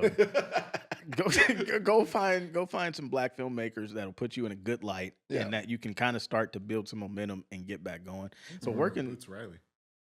Yeah. That'd be good. You know what I mean? Yeah, like some independent filmmaker that will put you in a good light, that'll get you back on track. But going to work with like the Daily Wire and then falling out of fucking Windows, you're not gonna. It sucks. We almost want to disown you. Yeah. Yeah, I'm about to say, you're working with those people, they fucking hate us. Like, nah. All they do is talk about how we're fucking terrible. That's all they do. You're terrible, but I need your talent. Yeah. You know what I mean? Like, They're just using Jonathan as like fucking monkey to fucking just like have them on display being like, hey, Hollywood, fuck you. We have Jonathan Majors here. Yeah. And like I just feel like everything they make is out of spite to Hollywood. It's like always never gonna be like a good product. Just like making it out of like pure hatred. Yeah. And just like to be like, because I remember they almost made that Snow White movie. Yeah. Oh, it never got made with Brett Cooper. Crazy. If you remember that, yeah, there's like of course. they did like a whole little trailer being like, we're gonna do the real story of Snow White, and it never happened because Brett Cooper left for some reason. I don't know. Some reason. She got dropped or something like that. She got dropped or she got quit. I don't know what happened there. Yeah. But yeah, I remember they were trying to do that. Like, that was just made out of pure spite, just because Disney was doing their Snow White movie, and she was Latina, played by Rachel Zegler. So they were like, we're gonna do the true white Snow White. And but yeah, I was just a dumb company overall. Yeah. Like you're already married to Making Good. Yeah, that's right. Like, Well, he needs the money. I mean, it sucked because he was gonna do a movie with Spike Lee, another one because they worked together before. But like, and he was gonna play Otis Redding in a biopic, which would have been amazing. Because I was like, fuck, because I love Otis' music and he looks like him. yeah. And he could have played the fuck out of that part. So Yeah. He's got to get away, go do some small little indie stuff. And I think he'll be fine Nah, fuck it. eventually. Come to DC, play Icon. There you go. yeah, There you go. But yeah, that's John Burgundy. Thank you. yeah. Thank you for that. That's assault, brother. I mean, that damn thing was damn near glued on there. I tried Jamal, to take we have to announce that Jamal has been banned from Descend with the Love for, the 10 next years. 10 years. Unfortunately, for slapping. Well, he has to win his award first. Yeah, Yeah, I gotta win something first. You're crying about like how this is God's will. Now get the hell out of here. Yeah, I'd like to. This is what happens when they challenge a man. You know, I knew I was gonna win. The devil gonna come for you. Thank you.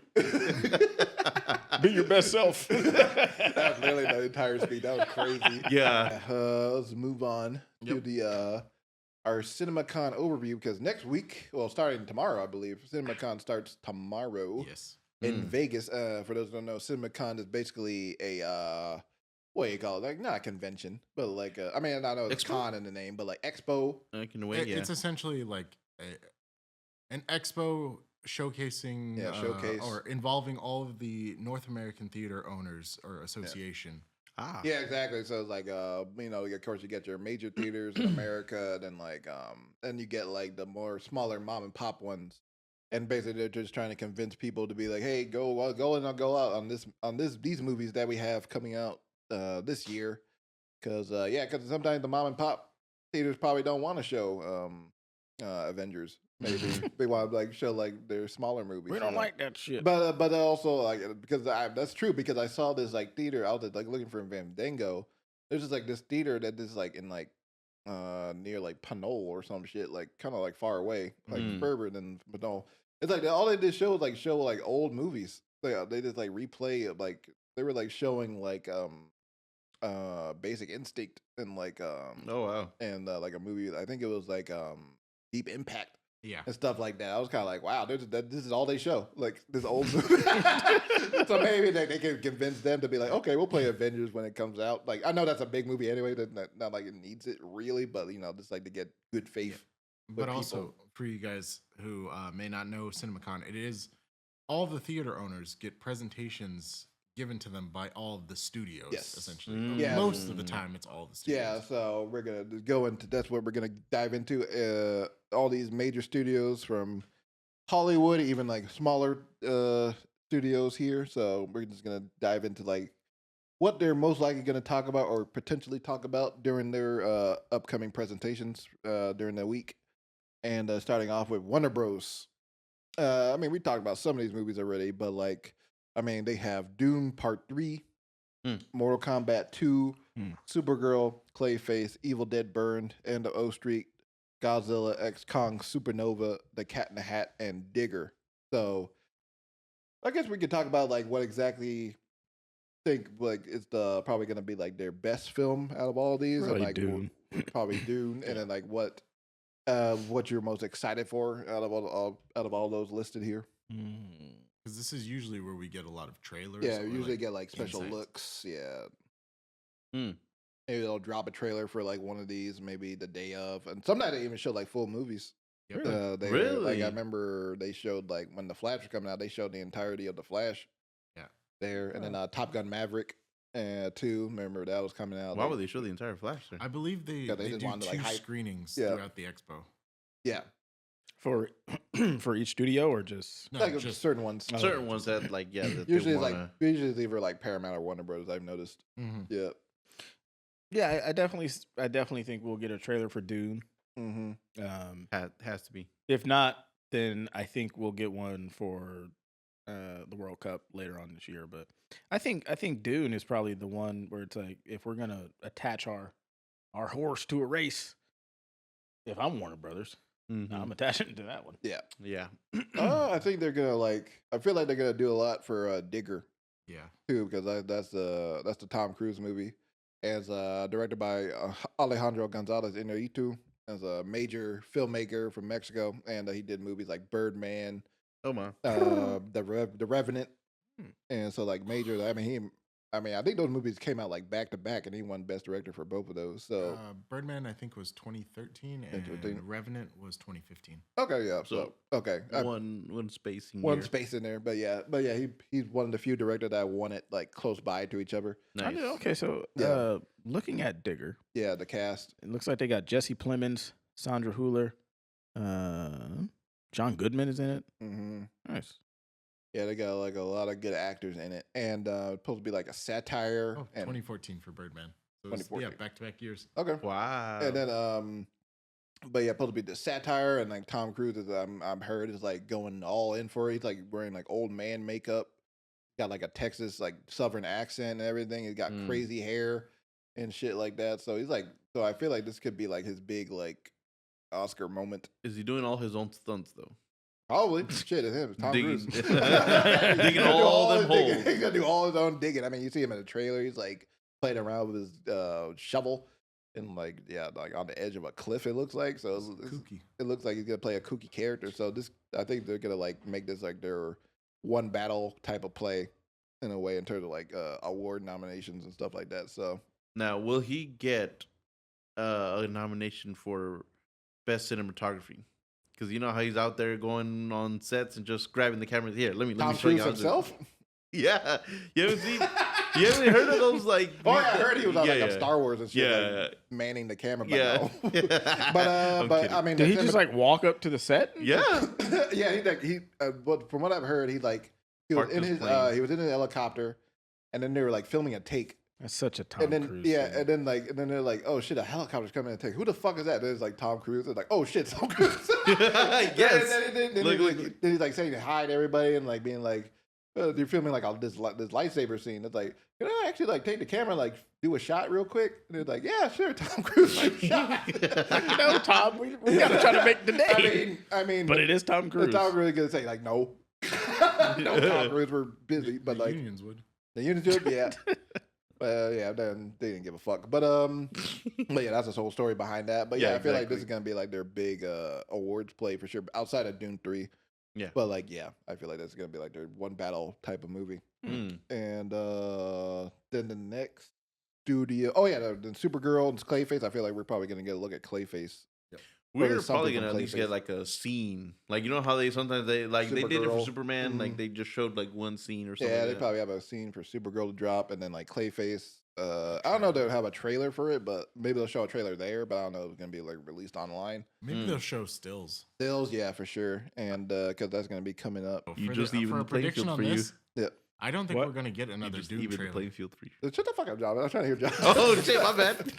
What do you say, Josh? I said I don't think we're gonna get another Dune trailer. They just released the Yeah, last they just one. dropped that last one. So that badass one.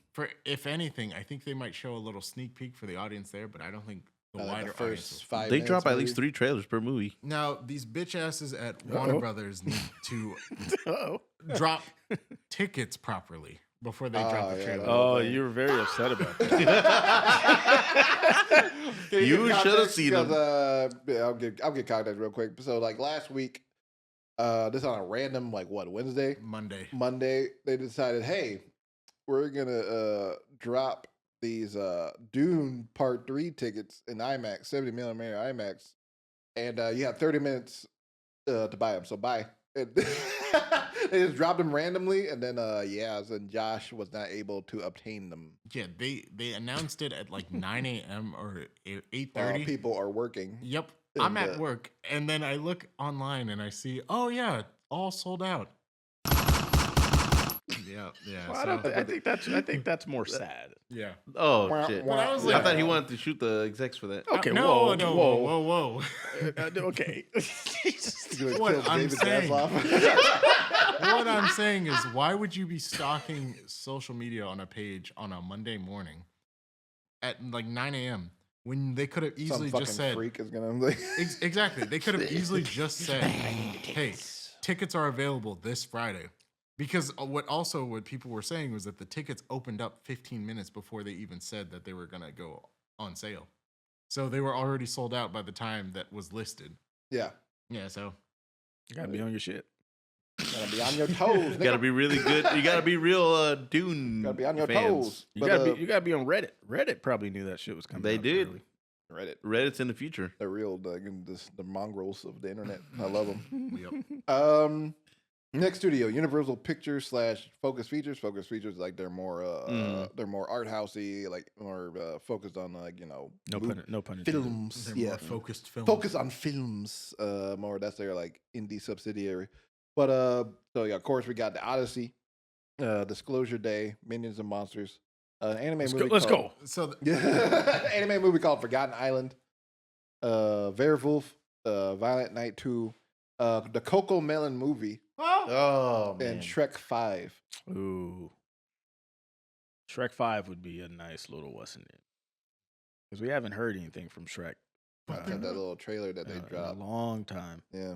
but they're not animated the same way. I don't give a fuck. What happened to Mike Myers, man? He's in the movie. The No, I Love know. Guru happened. But, That's what like, happened. Yeah, that's true. Yeah. Yeah, ever since then, yeah. Like, he just disappeared. I mean, he made his money. You don't have to like That's true. work. That's true. But yeah, then I'm excited for, of course, Odyssey and Disclosure Day. But Werewolf, we haven't really seen anything about that. Just that that's a new Robert Eggers movie. What is this one? He did Werewolf is a horror movie. That's director of Nosferatu and the Lighthouse and The Witch. So that's gonna be. I feel like that's gonna be a really great movie. And it's werewolf? Yeah, it's called. Well, it's werewolf, but it's like With pronounced. the accent. It's like spelled differently. So it's like Werewolf, like how. Oh, okay. Yeah. 'Cause I'm- Okay, Okay, there we go. like how. Oh, WER. Yeah, it's spelled a little different. I feel like that's like probably like the more correct pronunciation. Mhm. But yeah, that's gonna be going down as Aaron Taylor Johnson, William Dafoe. Willem Dafoe, and Lily Rose Depp in that movie. So they're Interesting. reuniting on that one. It's just the sequel to Nosferatu. He's making Have his you own dark have you universe. seen what fucking Lily Rose Depp looks like in that movie? No. Yeah. Look her Yeah. up. This is a show on there because she looks insane. Cleft She lip. looks God. crazy. She look- Dang. That's what working on the Idol will do to you. Yeah. That's how she looked when they rapped. Yeah, I don't want to see how Jenna Ortega looks now. Then. But yeah, I'm excited for that one. And then of course you got two heavy hitters with the Odyssey and Disclosure Day, Yep. and Minions and Monsters. My two. Hey, if you haven't seen that episode, go check it out. Go check out my draft because I did take Disclosure Day and Minions. And That's now- true. They're gonna be big movies. So yeah, I'm excited for those. And then on the Amazon MGM side of things, Masters of the Universe. Mm-hmm. The Thomas. That's He-Man. Yep. Yeah. Hey, if you didn't see the previous episode, I took that one. Go check out Masters of the Universe. Took Masters of the Universe and an L. About that, it felt like you felt like you took it begrudgingly though. Like Yeah, you're like, you "Fuck, I guess I'll take didn't Masters." believe in that movie. You literally said it's gonna be trash. I don't recall, so go check out that video. go check the video to see proof. Go see proof of what you truly said. Also, first of all, if you haven't seen that one, every time I made a pick, there was no context or backstory given. And then as soon as Josh, Alec, or Jonathan made a pick, oh yeah, this person that was obviously a lie. Yeah, they did with You know, no one likes to pick me. It's all because you guys just hate Jake. You're all just jealous that I took in the gray and Well, you Henry didn't. Cavill wasn't next to him. I'm sorry. We don't hate Jake. The box office does. Oh. Well, in the Academy. Yeah. We're not gonna get into that now. But okay, then the next one after Master of the Universe is the Thomas Crown Affair. That's Michael B. Jordan's movie. That's a remake of an old Steve McQueen movie. He's directing that as well. Okay. Wow. Did he hold himself up for more money? Probably not. That was before his Oscar win. It's already shot. It had already been shot. So, but the Beekeeper 2. Jason Hell yeah. Statham. Oh, what? Yes. Jason Statham? Has been Keep filmed him on already. these. Yeah. Do not doubt the Statham. What was that? You didn't want to. Who got what is it, Mist? Or what is the Mutiny? Yeah. The Mist. I got it. You you got the it. Mutiny one. Is God Is. I know that's one of Jonathan's. That's one I'm looking forward to. And then Spaceballs 2. That's on the way. Hell yeah. That's already been filmed. and Spaceballs everything. 2. Yeah, and Big then, cojones. Big cojones. And How to Rob a Bank. I think that's a new David Leitch movie with Nicholas Hoult. I think you're right. Yeah. Yeah, a heist movie. Can you look at who's in that movie real quick? Yep. I don't have it on here, but How I to know Rob it a stars. Bank. Yeah, I know that's It with is Nicholas Hoult. starring. Yeah, it's David Leitch, and it has Nicholas Hoult, Anna Sawai, Christian Slater. Wow. Okay. Zoe wow. Kravitz, Pete Davidson, John C. Riley. Woo. Yeah. Got a lot. Interesting mix of people there. Mm-hmm. Christian Slater. I feel like he hasn't been in like a big ass movie in Yeah, a long no. time. I think the last thing I saw him in was Mr. Robot. Yeah, it's kind of great. Oh yeah, he didn't. He didn't If I Had have legs, I Legs. kick you. Yeah, Yeah. but yeah, not in like a mainstream big movie like that. But and then the last one is Verity. That's an adaptation of that Colleen Hoover book. He did like that Blake Lively movie. It ends with us. It ends with us. And Oh, and then yeah, that yeah. new one that came out like a month ago. Him. Remembering Remember- Him. Yeah. Remembering Him. That's the one with Tyreek Withers. But yeah, this Ordinary. one has that one. God damn. That's all I think of that. That fucking that fucking song. But Jamal took offense to that one. I like that song. You got insult. It sounds like youth pastor shit. I don't care. Who's our sponsor of our show? Bible Man wouldn't like it. Turn that shit off. That has Anne Hathaway and Josh Hartnett and Dakota Johnson in it. And any of these stand out to you guys? Master of the Universe, Thomas Crown Affair, Beekeeper 2, Is God Is, Is God Spaceballs Is. 2. Yeah. How to Rob a Bank and Alright. Verity. How to Rob a Bank sounds interesting. Is got it. Honestly, Nah, I'm looking forward to that one the most. What is this? It's got. But It's gonna be the number 1 movie in America. no, it's not. but Oh, there's some sisters. yeah, it's a black. Man, I think mainly like black led film. Well, I'm surprised you chose that one. two sisters embark on an epic quest for revenge, confronting a charged family history that pushes them to extraordinary lengths. I'm very surprised you chose that. One. I'm very surprised you didn't. Okay, It was there for option. Whoa, It was Jesus. there. You bitch. But yeah, David Leitch, I'm still on him. Bullet Train. Bullet Train 2. Bullet Train 2? Baseball 2, I'm interested in seeing to see how like they do that for modern times. What about Right. Super Troopers? That's not on here. Oh. That doesn't mention at all. But They're not even gonna take your time with all it. right, next studio. Walt Disney. That will be, of course, Avengers Moana. Doomsday, Moana, Yep. The Mandalorian Grogu, Toy Story Yes, 5, that's true. Hell yeah, you already know. Devil Wears Prada 2, Oh wow. and Star Wars Starfighters because they're under Fox as well. So Wow. On Fox. Just clean house. yeah, so yeah, these are all Toy Story 5. gonna be big. That's the one you're most Star looking Wars. forward Hell to? yeah. Okay, yeah. Hell yeah. Star Doomsday. Wars. But yeah, I think I don't know. I want to say I'm like over the moon for any of these. Probably like I'll go with Toy Story. yeah, I'll go with Toy Story. I knew it. I mean, like I'm like looking at these with like Moana 2 looks like a absolute travesty of a film. They forgot to color grade it. They forgot to color grade it. They forgot to make a movie out of it. It looks like it was shot on like a Geico commercial set. It's okay. It's still gonna make hella money. I know it is. I know people are not the most like in tune with that. Geico commercial set. I don't understand why they're releasing that in the summer when they could have easily just taken November. Yeah, that seems like the home. Because they're going Moana. to be competing against Toy Story. There's like 2 weeks or 3 weeks between those. Yeah, Mm. a week I think it was. And then yeah, I would go with Toy Story on this one. Hell yeah. And, Is this the last Toy Story? No. I'm assuming not. I feel like Toy Story is just going to be one of those. We're going to get to like Okay. 10. Tons of story until Tom Hanks or Tim Allen hits. Maybe Tom Hanks. All I'm They'll saying, stop on there. Knock on wood. Toy Story 6 is going to be about 3D printing toys. Oh God. I think we might see drones in this one, right? Because we're going to get the technology. Yeah, we got Maybe the get drones. iPads and shit. So yeah, iPads. But just imagine if toys could be created without having to go to the store. That's true. Imagine fucking Buzz and Woody just watching some fucking toy being made. Mhm. well, since the Avengers Doomsday, obviously that's going to be their biggest thing. Do we think we'll be able? They'll drop a trailer here, No. or for exclusively just for them, like I think for the people exclusively, watching. yeah. Mhm. For sure. And exclusively just for them, and then will we have like an extra preview at some point in the future? I think Mhm. so. Yeah. I think the World Cup, we're going to have something during the World Cup. Mm-hmm. It's too massive Yeah. to not have one of these big movies, whether it's the It's Odyssey. the world stage too. Yeah, it's the world stage, whether it's the Odyssey, Doomsday, Dune.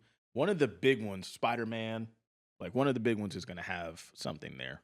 Yeah, they Something. gotta start cracking down on their international audience for sure. Yeah. Yeah, 'cause they definitely help out a lot at the box office, that's for sure.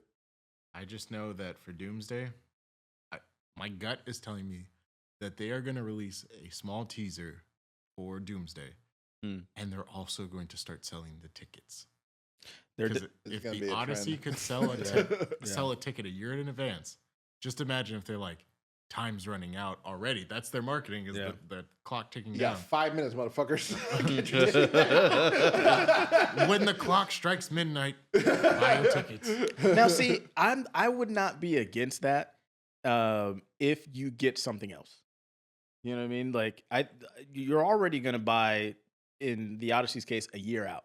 Yeah. So Yeah. then I want something else.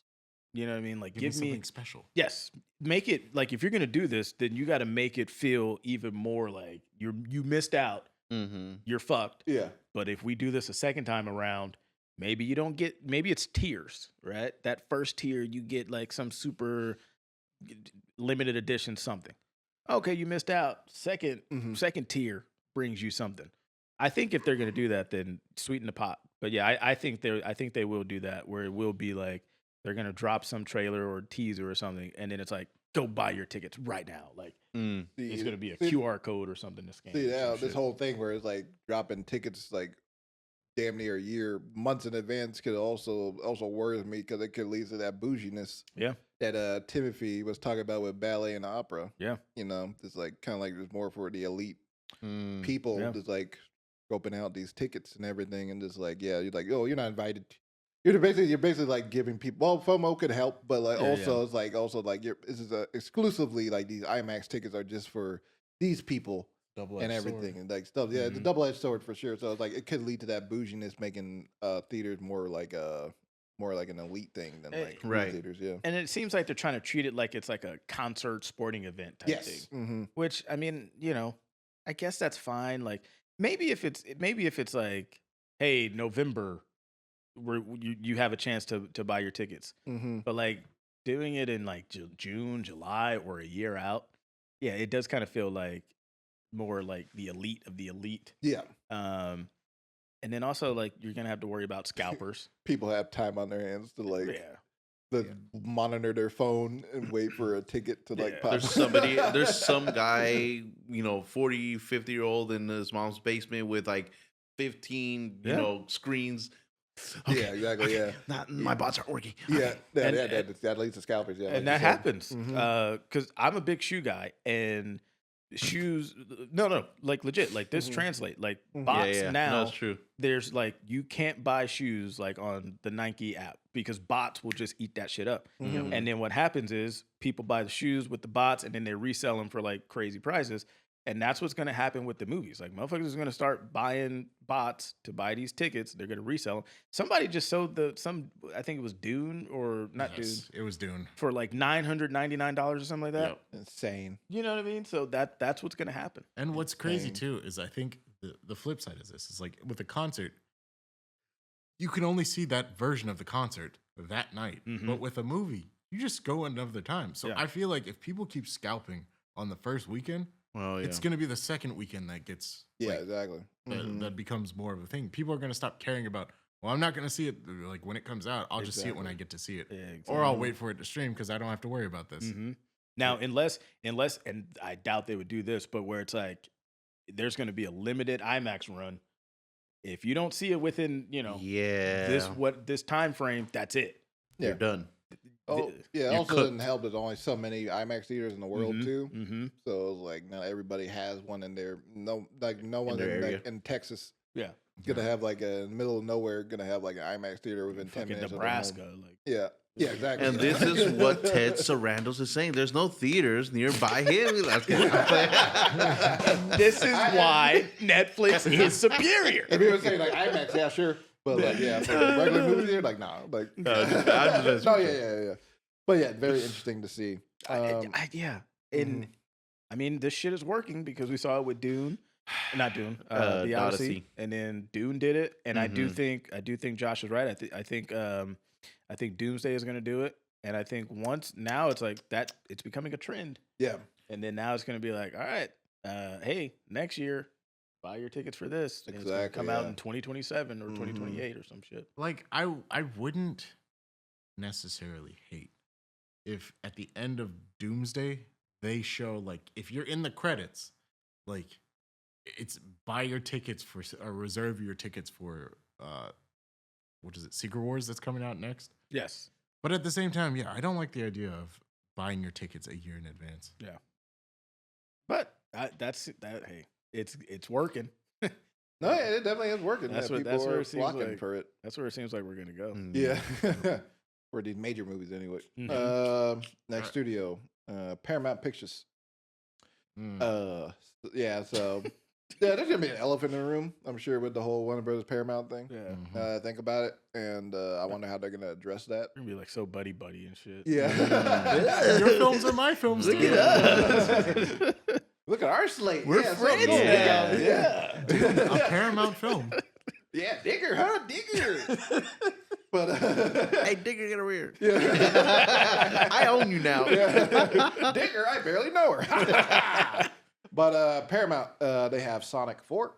I believe that's either being filmed or has been shot already. Yeah. Street Fighter.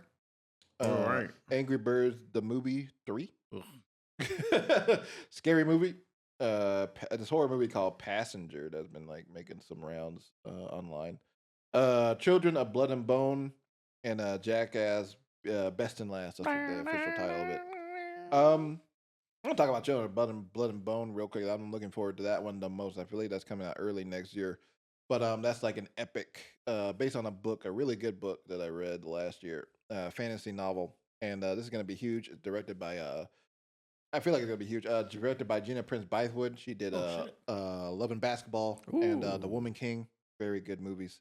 Wow. And then this movie has a big cast. It has Amanda Stenberg, Damson Idris, Shauna Lynch, Idris Elba, Chiwetel Ejiofor, Regina King, Viola Davis. Yeah, this is like a ton of. Why people in didn't this. you? Why didn't you say the last one? What's the last one? Cynthia of Rio. Did I not say her? Arriba. I said her, didn't I? Oh, did you? Yeah.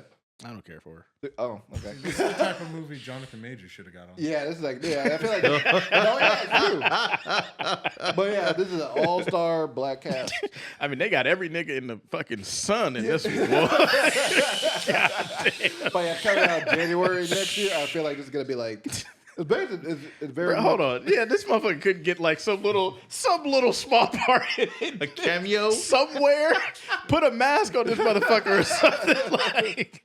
We'll have him be an extra. at least? Yeah, damn. But yeah, this is gonna be a big movie, I think, for the studio, and yeah, based on a great book, kind of like a Harry Potter-esque, and takes place in Africa. Mm. So yeah, I feel like it's gonna be a very nice, well done film, especially by this director. So I'm looking forward to that one the most. Yeah, that one seems pretty solid. This is the first I'm hearing of it. Yeah, and then so yeah, I feel like they're gonna do like a big thing for it. What are you guys looking forward most to out of this list? Sonic 4, Street Fighter, Angry Birds, Scary Movie, Passenger, Children, Blood and Bone, and Jackass. For me, Jackass, Street Fighter, Scary movie. yes. Scary Movie. Yeah. Okay, yeah. Then Jonathan, Scary movie. There's a children one. Children, Blood and Bone. Children, Blood and Bone still sound interesting. Yeah. And what is it? Not Jackass. Which was the other one? Street Fighter. Street Fighter. Yes, Yeah. there you go. Thank you. Yeah, Thank you. Street Fighter looks fun. Yeah, I'm excited because I mean I kind of gave up with Mortal Kombat, but I want to see something different. All right, you Judge. I'm looking forward to Jackass and Street Fighter. Honestly, like Yay. Scary Movie, it can be good, but at the same time, we've had 3 of them that were not good. Yeah. So I'm Well, holding I mean, holding they got out the hope. Wayne- I was gonna Yeah. say they didn't have Yeah. them. That's Yeah, what- they weren't attached to the last couple ones. yeah, but even still, All right, hating on niggas today. That's the No. trend today. no.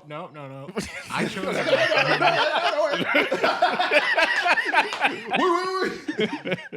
Let me tell you something. I chose Moana, and that's supporting The No, Rock, who's half black. And by that logic, Oh Lord. Yeah. Yeah, I think Street Jackass gonna be fun too. Yeah, I think they're they're old and kind of what they did with the last one. They infused some new blood, some Yeah. younger blood. But yeah, I think obviously whenever those guys get together, insanity happens. So, Right. yeah. I think Street Fighter will be pretty solid. But next one is Sony Pictures Entertainment. Hell yeah! And for this one, we have Spider-Man: Brand New Day, Jumanji 4, The Legend of Zelda, Insidious, Out of the Fervor, Resident Evil, and Social Reckoning. Spider-Man: Brand New Day. Okay. yeah, I think Spider-Man Brand New Day, but Social Network it would be another one that I'd be really, really excited to see. Yeah, Social Reckoning, that can be interesting one. I mean, it's the spin I don't know what they're calling it, but it's like a follow-up to Yeah. the Social Network. A Mhm. sequel. I mean, they didn't call it that. They're like, because I don't know, it's like a weird thing. They said, I think the real term they use like companion piece. Interesting. Weird. I don't know. Maybe because it's like is like doing a different story with Mark Zuckerberg. It's played by a completely different actor. I mean, that's why they're calling it like a companion piece more than a Right. sequel. Right. But yeah, I'm looking forward to see that one. I mean, Aaron Sorkin, of course, is an amazing writer. Not so much director. I've been noticing not really a great director in terms of like I don't know making like a fully great movie. Mm-hmm. But yeah, I'm looking forward to seeing that. Mackie Madison, Jeremy Allen White, and Jeremy Strong. Jeremy Strong's playing Zuckerberg in this one. So I'll be interested to see how that turns out. Yeah. I feel like that could be another Oscar nomination for Mikey since she's the lead of it. Mm. And then Legend of Zelda, I'm interested in. Just to You see how- are. and just see how that turns out. I don't know. I feel like that photo that I've seen looked pretty good. This one and- is live action? Yep. Yeah, Okay, it is, okay, yeah. okay. It said photo looked pretty good. They're shooting on location in New Zealand because where else are you going to film a Legend of Zelda movie? And then True, and then the other one I'm looking forward to most outside of Spider-Man is Resident Evil because again that's like directed by Zach Kreger who did Weapons and Barbarian. Test screens were calling Resident Evil the horror equivalent of Mad Max Fury Road. Oh hell yeah! It sounds badass because it sounds like it'll be a nonstop like fucking action horror movie. It Yeah. sounds like so that sounds really Which- cool. It's how it should be. Yeah. Mm-hmm. Does that come out this year? Yes, and later this year, maybe like around October, September. September. And is Around this there. is this like this is a Oh, reboot? yeah, Reboot, September, right? yeah. Huh? Yes, it's a reboot. Okay. Yeah, it's like like a full blown reboot. It stars the crackhead from the Weapons, so that's gonna be fun. Oh, nice. Hey. Yeah, I'm, That actor. I'm actually super excited for Resident Evil because we could finally get a good version of it yeah, that's scary. But also, if it is like the outbreak in Raccoon City where everything is going at 100 miles per hour, I think that'll be fantastic. yeah. And he's obviously an amazing director and writer, so have good hope for that one. But what do you got about you guys? What are you excited for?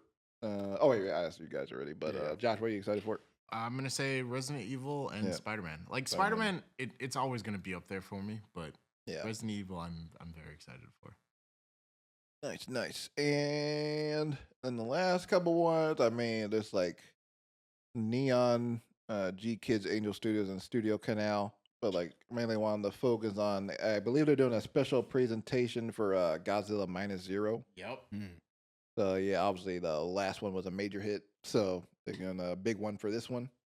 But yeah, you guys excited for the next Godzilla Minus? Yeah. And the Minus be- series, I I- guess. should be good. I enjoyed -1. Mm-hmm. They seem to have found a good Like formula. in a way or good something, formula here.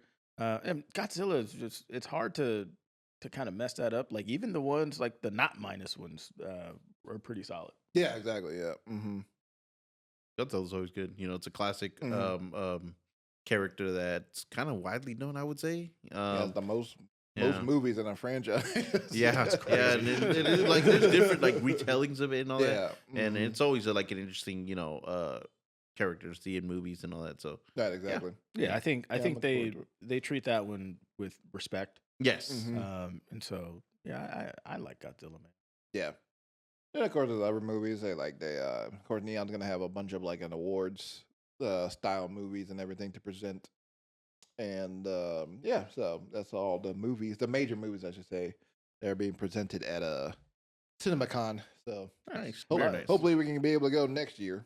Yes. Ooh, that'd be cool to great. do. Yeah. Good lineup of stuff, man. The year's shaping up to be really solid. Mm-hmm.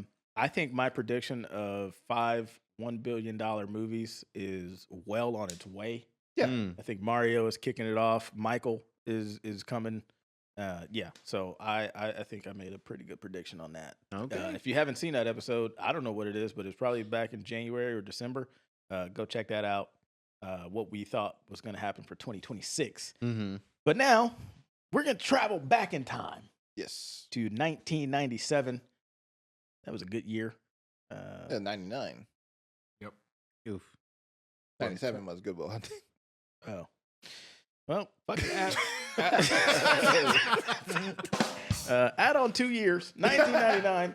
That was a good year. Quick maths. That was the year of Y2K at the end. That was scaring motherfuckers. Motherfuckers was like, hey, turn your computer off when it goes to the year 2000.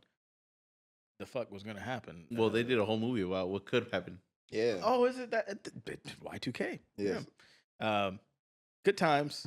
I guess people were scared. Wasn't like the Were toilet you paper. scared? I didn't know what the fuck was happening. He's watching his cartoons. Yeah. You know what I mean? Yeah. I went to sleep. I'm watching Inspector Gadget. Yeah. People thought they weren't going to wake up. Like, oh my God, the computers are going. Y2K. Yeah. But anyway, that has nothing to do with with the spoiler alert. But Alec, you had the choice. Yes. And tell us about your choice. Yes. We're gonna do a spoiler alert Yeah, real I quick. was waiting for the. Hey, I was waiting for the cue, but okay. Like, I was waiting for your I was waiting for it. Because Mr. Big Q over here. Who, me? Yeah, you like to do the cues. To... Yeah, but I don't push the buttons. All right, Alec. Be a bunch of petty bitches today. Yeah, but we watch Gandhi. Well, Yeah, I mean, But we watch Gandhi. but yeah. So I suggested that we watch American Movie. mhm. It was a movie directed by Chris Ryan. It's a documentary, and it's based on these two guys. Well, mainly there's one guy, Mark Brochart, and he's an indie filmmaker from the Midwest, Milwaukee, and he's trying to make this short film called Coven. Well, he called it Coven because the Coven sounds too much like oven, man. They don't want that shit.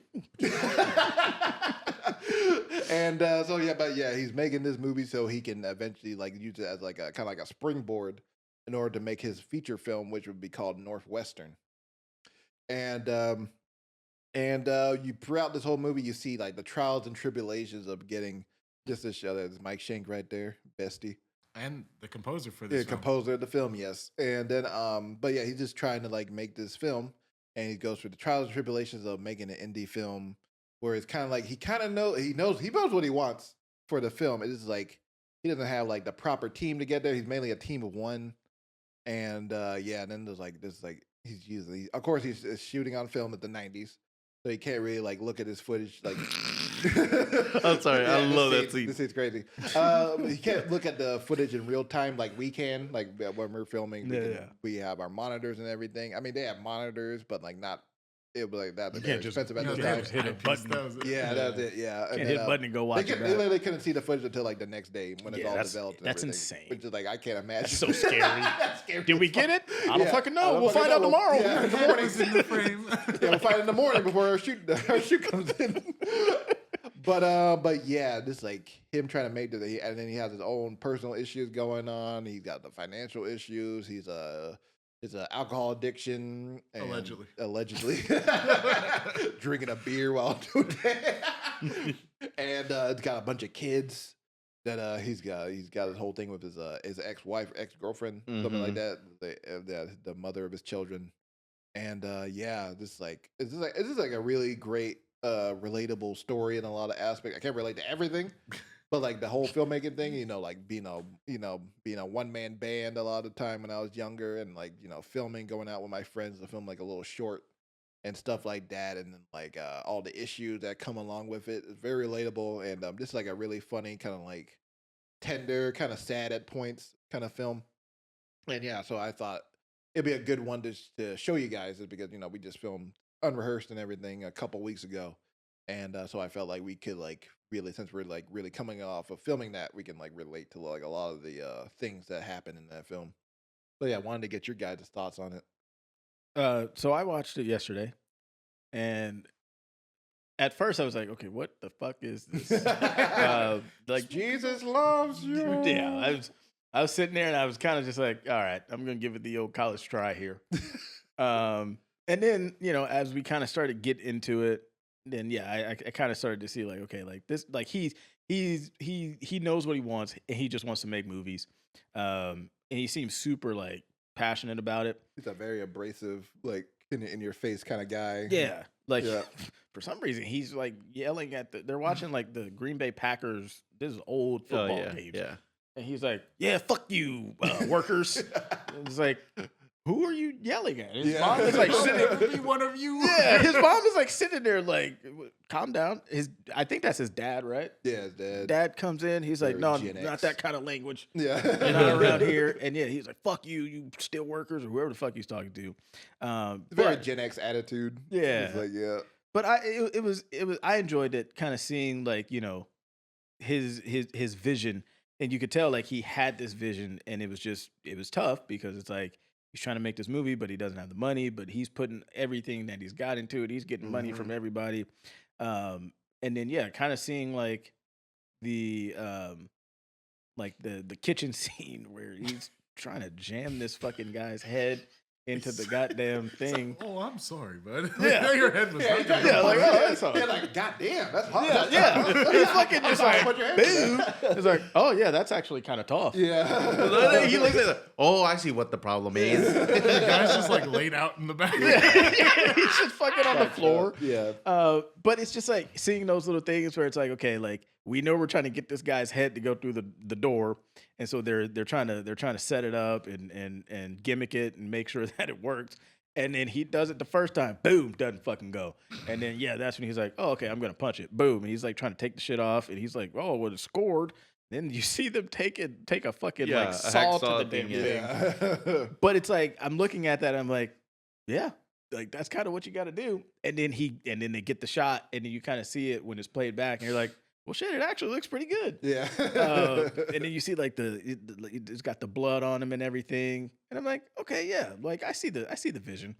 And there's parts in there where like he even has like his mom running the camera. He's like, I just need you to run the camera. She's like, I got things to do. He's like, is it on? Yeah. Like, out of recording or not? And that's got to be terrifying because yeah, like she doesn't know what the fuck she's doing. Yeah. And then you can't just sit there and just like play, oh, okay, we got it. It's like, no, like you got to wait, get the film developed and do all this other stuff.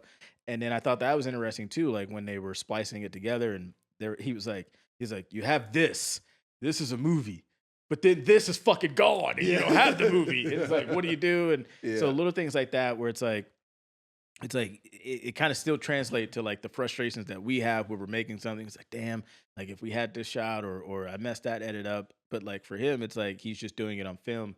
And so it's a different way to like to kind of go about it, but it's still filmmaking in a sense.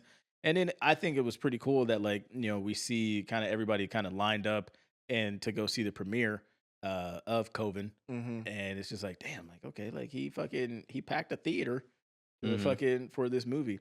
And then at the end, like the guy who he had in the bathtub who wanted his peppermint mosh Schnapps. schnapps. Uncle Bill. that Uncle old Bill. ass man. God, that poor guy.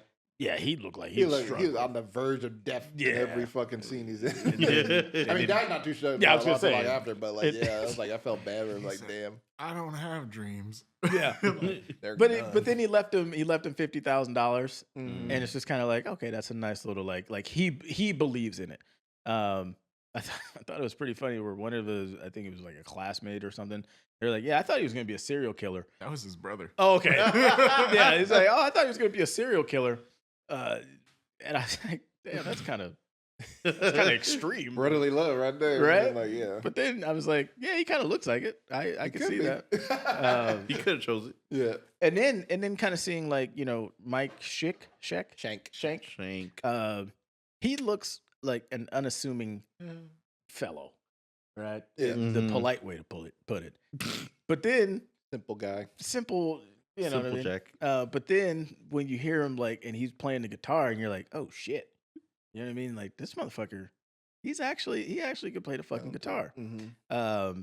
And I thought it was pretty funny because he's like, yeah, I won like $50 in the lottery, but I don't want to tell them because then they're gonna be asking me for it. I'm like, yeah, I've been there. He was like $50. Like, yeah. He was like, hey. Yeah.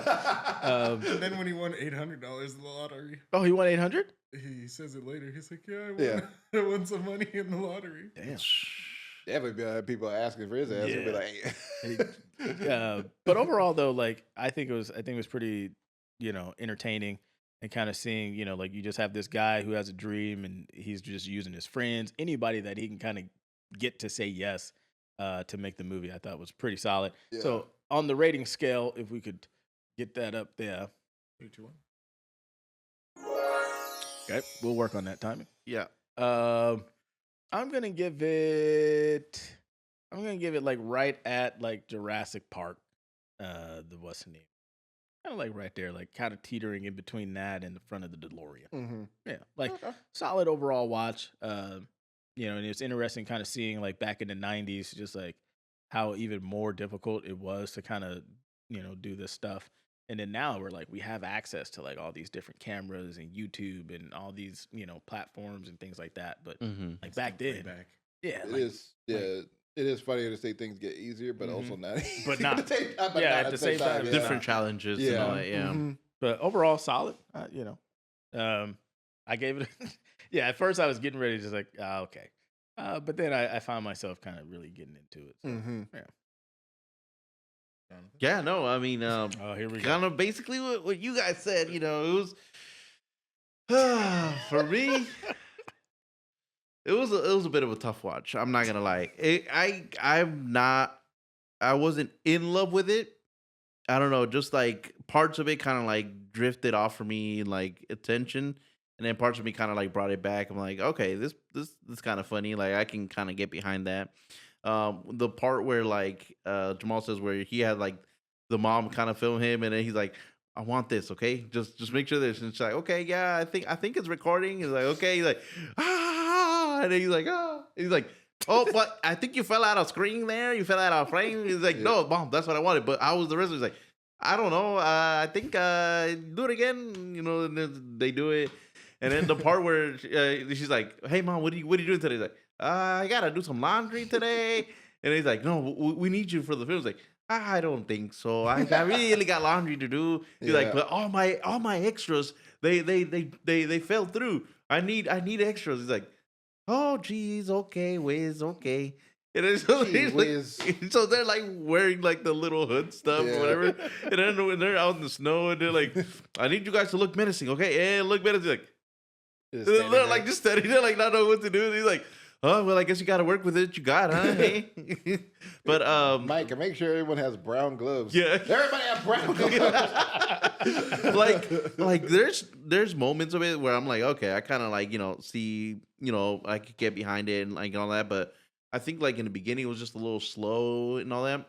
And it was interesting. Like you can for sure feel for this guy of like he knows what he wants to do and he's like, this is all I want to do, right? He doesn't have a plan B, a plan C, whatever it is. It's like plan A, and that's what I'm trying to do. And like how they ask his family, "Oh, what do you think?" He's like, "Oh, I don't think he's gonna make it." Basically, is what they say. Like, like he's a great guy, whatever, but he's got so much in his life right now, whatever, and like. When they go to the bank and then he's like, "See, yeah, we're gonna open this bank account under what is it, the Northwest or something like that, Northwestern, yeah. And and you're gonna be in charge of the money, okay? I cannot take any money out. It's just you. Is that okay?" He's like, "Well, I don't know." He's like, "What do you think?" He's like, "Well, I don't know. You're taking my money." He's like, "No. The money's gonna stay there." And like the bank lady's like, "No, nobody can take out the money." He's like, I don't know. Yeah. And then he's like, yeah. And then like the part that I guess really kind of like hit home to me was when he was like, they were asking like, yeah, he owes me like $6,000. He owes me $6,000. He owes me like $500. I owe American Express $600. And I was like, damn, this guy's like owing everybody in town some money, but like in debt for real. And like he's like still trying to make it. And I just couldn't understand why he needed to finish Coven to do Northwestern. I don't understand. Like he wanted to use that as like a springboard, like a proof of concept in a way for what he could do. They could like sell that to people, being like, "Hey, I can do this, and I can do Northwestern too." Because he had began Coven, yeah, and then he didn't make it for like 2 years, right? He was like 2 years in the making for the short film. I was like, damn. And now he's like trying to but okay, I guess that makes sense. But yeah, he had previously worked on like Northwestern as well. Like, yeah, so it was like I felt like this guy's like unorganized, or like he's like he was working like trying to make 2 movies at the same time, and I'm like he kind of showing like he doesn't care about COVID anymore because he wants to do Northwestern, but he has to finish COVID, and I was confused and like kind of thrown off. But again, I saw like his like passion, his vision, time and time again, and I think the thing that kind of like I guess towards the end that kind of like sold me or really like cemented my final decision on the movie was when they showed like, oh, here's the sellout for like the people, the line of people, seeing all those lines of people ready to buy a ticket to go see your movie in theaters and all that.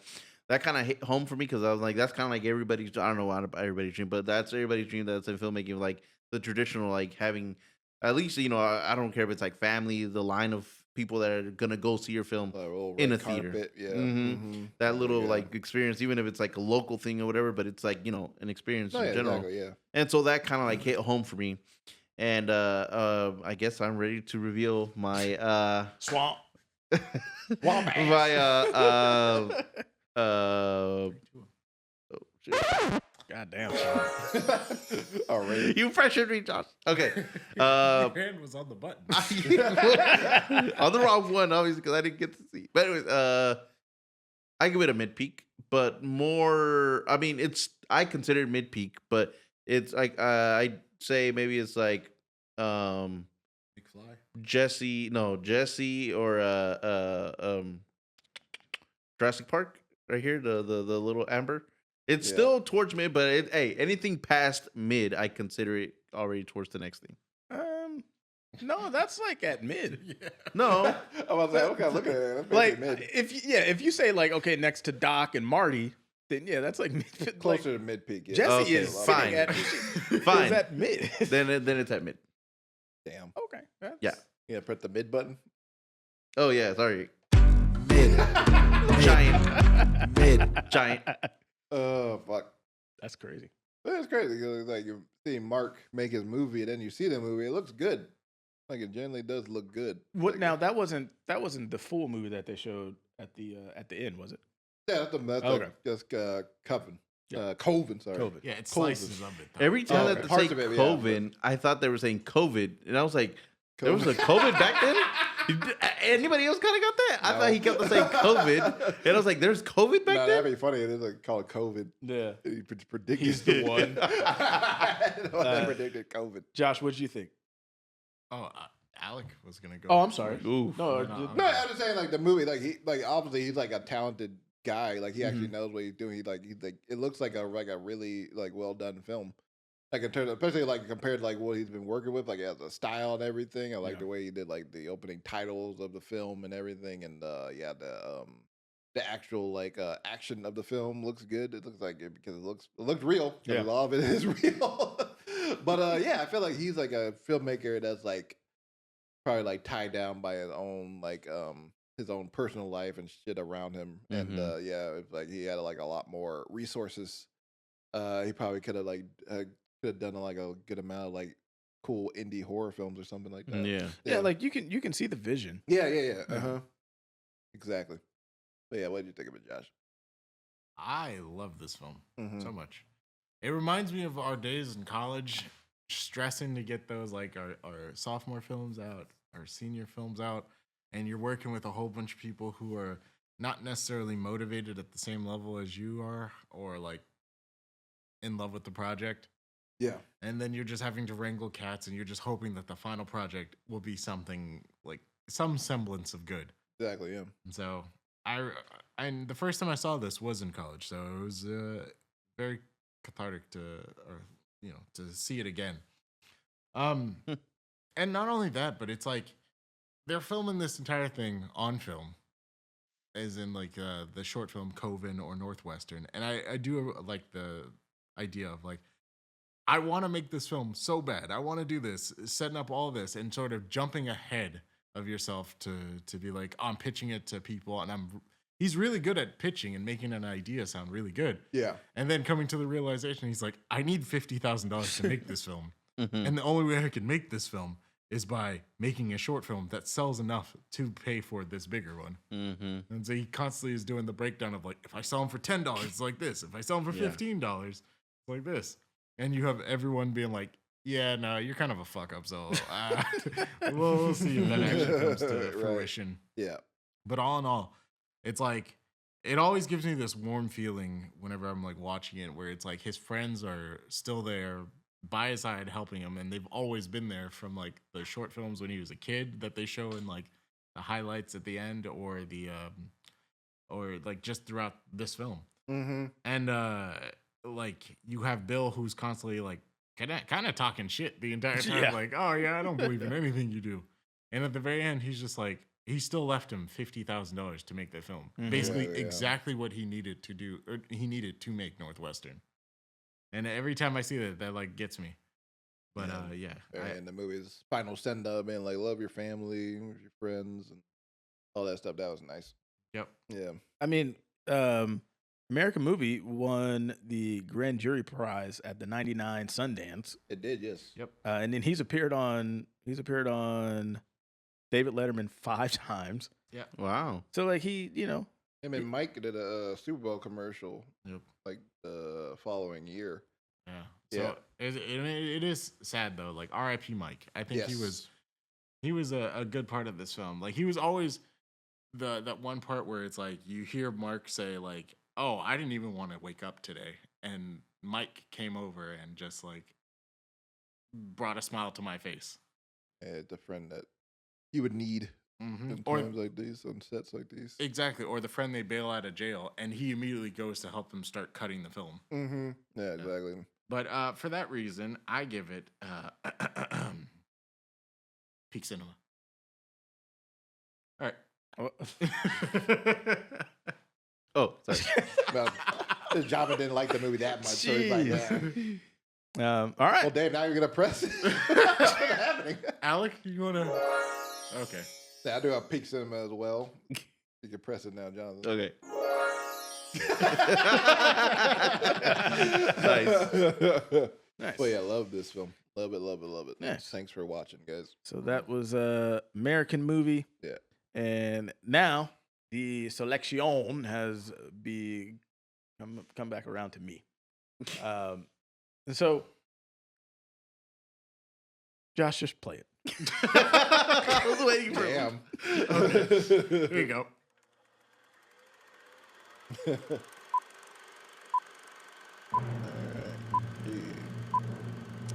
Gotcha, bitches.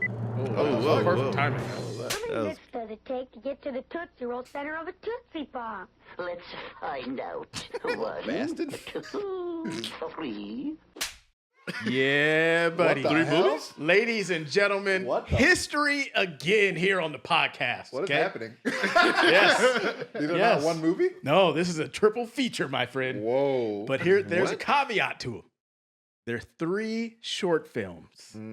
Okay, first time I believe the spoiler alert review has been chosen, and that is these short films. Actually, Josh, could we get that picture back up? Yeah, what are they? So, The posters are cool. Give me a second. oh, you didn't have them. Yeah. We're working on it. Yeah. Now, one of them, Uh-huh. there's some significant meaning to. Oh, Josh is scrambling here. I don't know what's going on. Nah, I just need to find my. You tripped okay. the fuck out. you asked the world for him right now. Find a job criteria. Yeah. So I was thinking about it, kind of playing. I'll give some context. Yeah, here. yeah. So we just shot Unrehearsed, Yes. and then Alec, you chose American Movie, which kind of shows the making of the movie, and I thought, damn, he's really doing some stuff here. Okay, Can you Google the pictures? let me stretch him here. But I made some of those posters. Oh, nice. okay. Oh, Well, what? I made I didn't one know of that. those posters because Oh, interesting. He's yeah. making posters for somebody else. I was gonna say. Look at you making it work hard. you selected a film that did not have a poster. Oh, my bad. I didn't know that. Damn. I I don't didn't know which either. one it is. But so I kind of wanted to keep that theme going, where like we're making some shorts. We just did Unrehearsed. We got Welcome to Hollywood coming up later in the summer, and I thought it would be kind of fun to just look at like some shorter films. And so one of them, It's almost there. okay, here we go. I'll stretch it. So I was sitting there. I was thinking I almost chose Sovereign, but I was like, yeah, I don't want to choose that one. So I thought, kind of keeping this little theme of like filmmaking There we go. going and whatnot. And now we have the images ready. So, Sunshine City, Water Weight, and Sinking. Now, Alec, if you look at Sinking, you had an actress who worked on a particular movie that you wrote and directed, Going Up. Yeah. Oh, my friend Natalia is in Sinking. Oh, really? Wow. Nice. So she is the lead. So as I was scouring these, and I was looking at whatever the options was, and I was like, she looks familiar. And yeah. I looked at it and I was like, oh, that's goddamn Seen her in Natalia. person. Yeah. That was great. So we're gonna check that out. Yeah. That one, I think she's playing like a therapist, and this guy is going to her, and they do some stuff. I don't really know too much, just kind of like what the basic kind of log line is for these. Water weight is where this person is trying to cut weight for his wrestling team with like his dad and his coach. Mm-hmm. Sunshine City. I'm gonna be honest with you, I don't really remember what that one's about. Well, we'll find out. Yes. Mm-hmm. But so I chose 3 of them because Water Weight's only like 9 minutes. I think Sinking is like 20 or something like that, and then Sunshine is also not too long either. But Interesting. yeah, Wow. so chose 3 little shorts to Which just kind poster of. was created. Oh, you want us to guess which one? Mm-hmm. Oh, I can The tell. water weight one? Yeah. Yes. Yeah. Okay. that's a cool looking poster. No, though. it I is like- really I cool. like the aesthetic. Because of I thought it was the actual yeah, poster. I feel like that takes more time to like work on the other two. Dang. Yeah. No, A lot well, more- the thing, More the thing, about elaborate design to that one. Yeah. the thing for me was, I guess, like, it didn't have like those small words like it filmed by whatever down at the bottom or anything. Because I was looking at like the difference from all 3. I was like, oh, okay. Yeah, that one. I was like, Josh, you're working too hard, buddy. If you're putting that much. Double exposure and all that other stuff. I appreciate you, but yeah, you don't have to work that hard. So that's what I chose. First ever triple header. Nice. First Nice. ever Surprising. right? I figured excited. I'd kind of stay on this Thinking theme outside here the box, huh? of kind of showing some movies in a different way. So yeah, that is the selections. And if you want to watch those, they are either on Shorts of the Week or I think it's Film Shorted. Nice. You can yeah, for search sure. those. Nice. Yeah. You know what's cool about this? You're also like we're also like spotlighting and showing love to these Yes. other filmmakers as well, Indie which is really cool. filmmakers, Yeah, yes. I love it. I So love it a lot. nice. Waterweight and Sinking are on Film Shortage, and Sunshine City is on shortverse.com. There you go, shortverse.com. Nice. So you can check those out there. They are free to watch, so nobody has to go and buy them or anything like that. Yeah. But yeah, so that's it, man. What a fun little episode we had here today, huh? History has been made. Me and Jonathan have seen something that these two haven't seen. We got a triple Yeah. header. Yeah. The slate for 2026 is looking insane. Mm-hmm. We're Metal- our first documentary. First documentary. Yeah. Yeah. And if you haven't seen our draft, Yeah. go back and watch that. I got some trades. Yeah. Alec, give me Michael for In the Gray. Not a chance in hell. Okay. Jonathan, give me the Odyssey for Jackass. He'll think Nah. about it. Josh, give me Toy Story for He-Man. Bruh. Okay. More like. I mean, I Either insane ass. Well, you know why I asked? Yeah. Because I had this person on my side, but for this oh, sorry, Josh. Go. But for this person on my side, Sir Alec. For this person on my side, goddamn man, turn that shit down. Hold on. For this person on my side, John Burgundy. For this person in front of me, Josh. But for this person right here, if you have any fear in the world that In the Gray will not make a fucking ton of money, Bible Man will do what it's gonna do, and it's gonna take your ass to the theaters, and it's gonna make a shit ton of money. Fuck you, Henry Cavill. We don't care about you. And for the next 2 Cinema with Love, hey, when we see you, we will see you, and that's all we gotta say is we will see you when we see you. All right.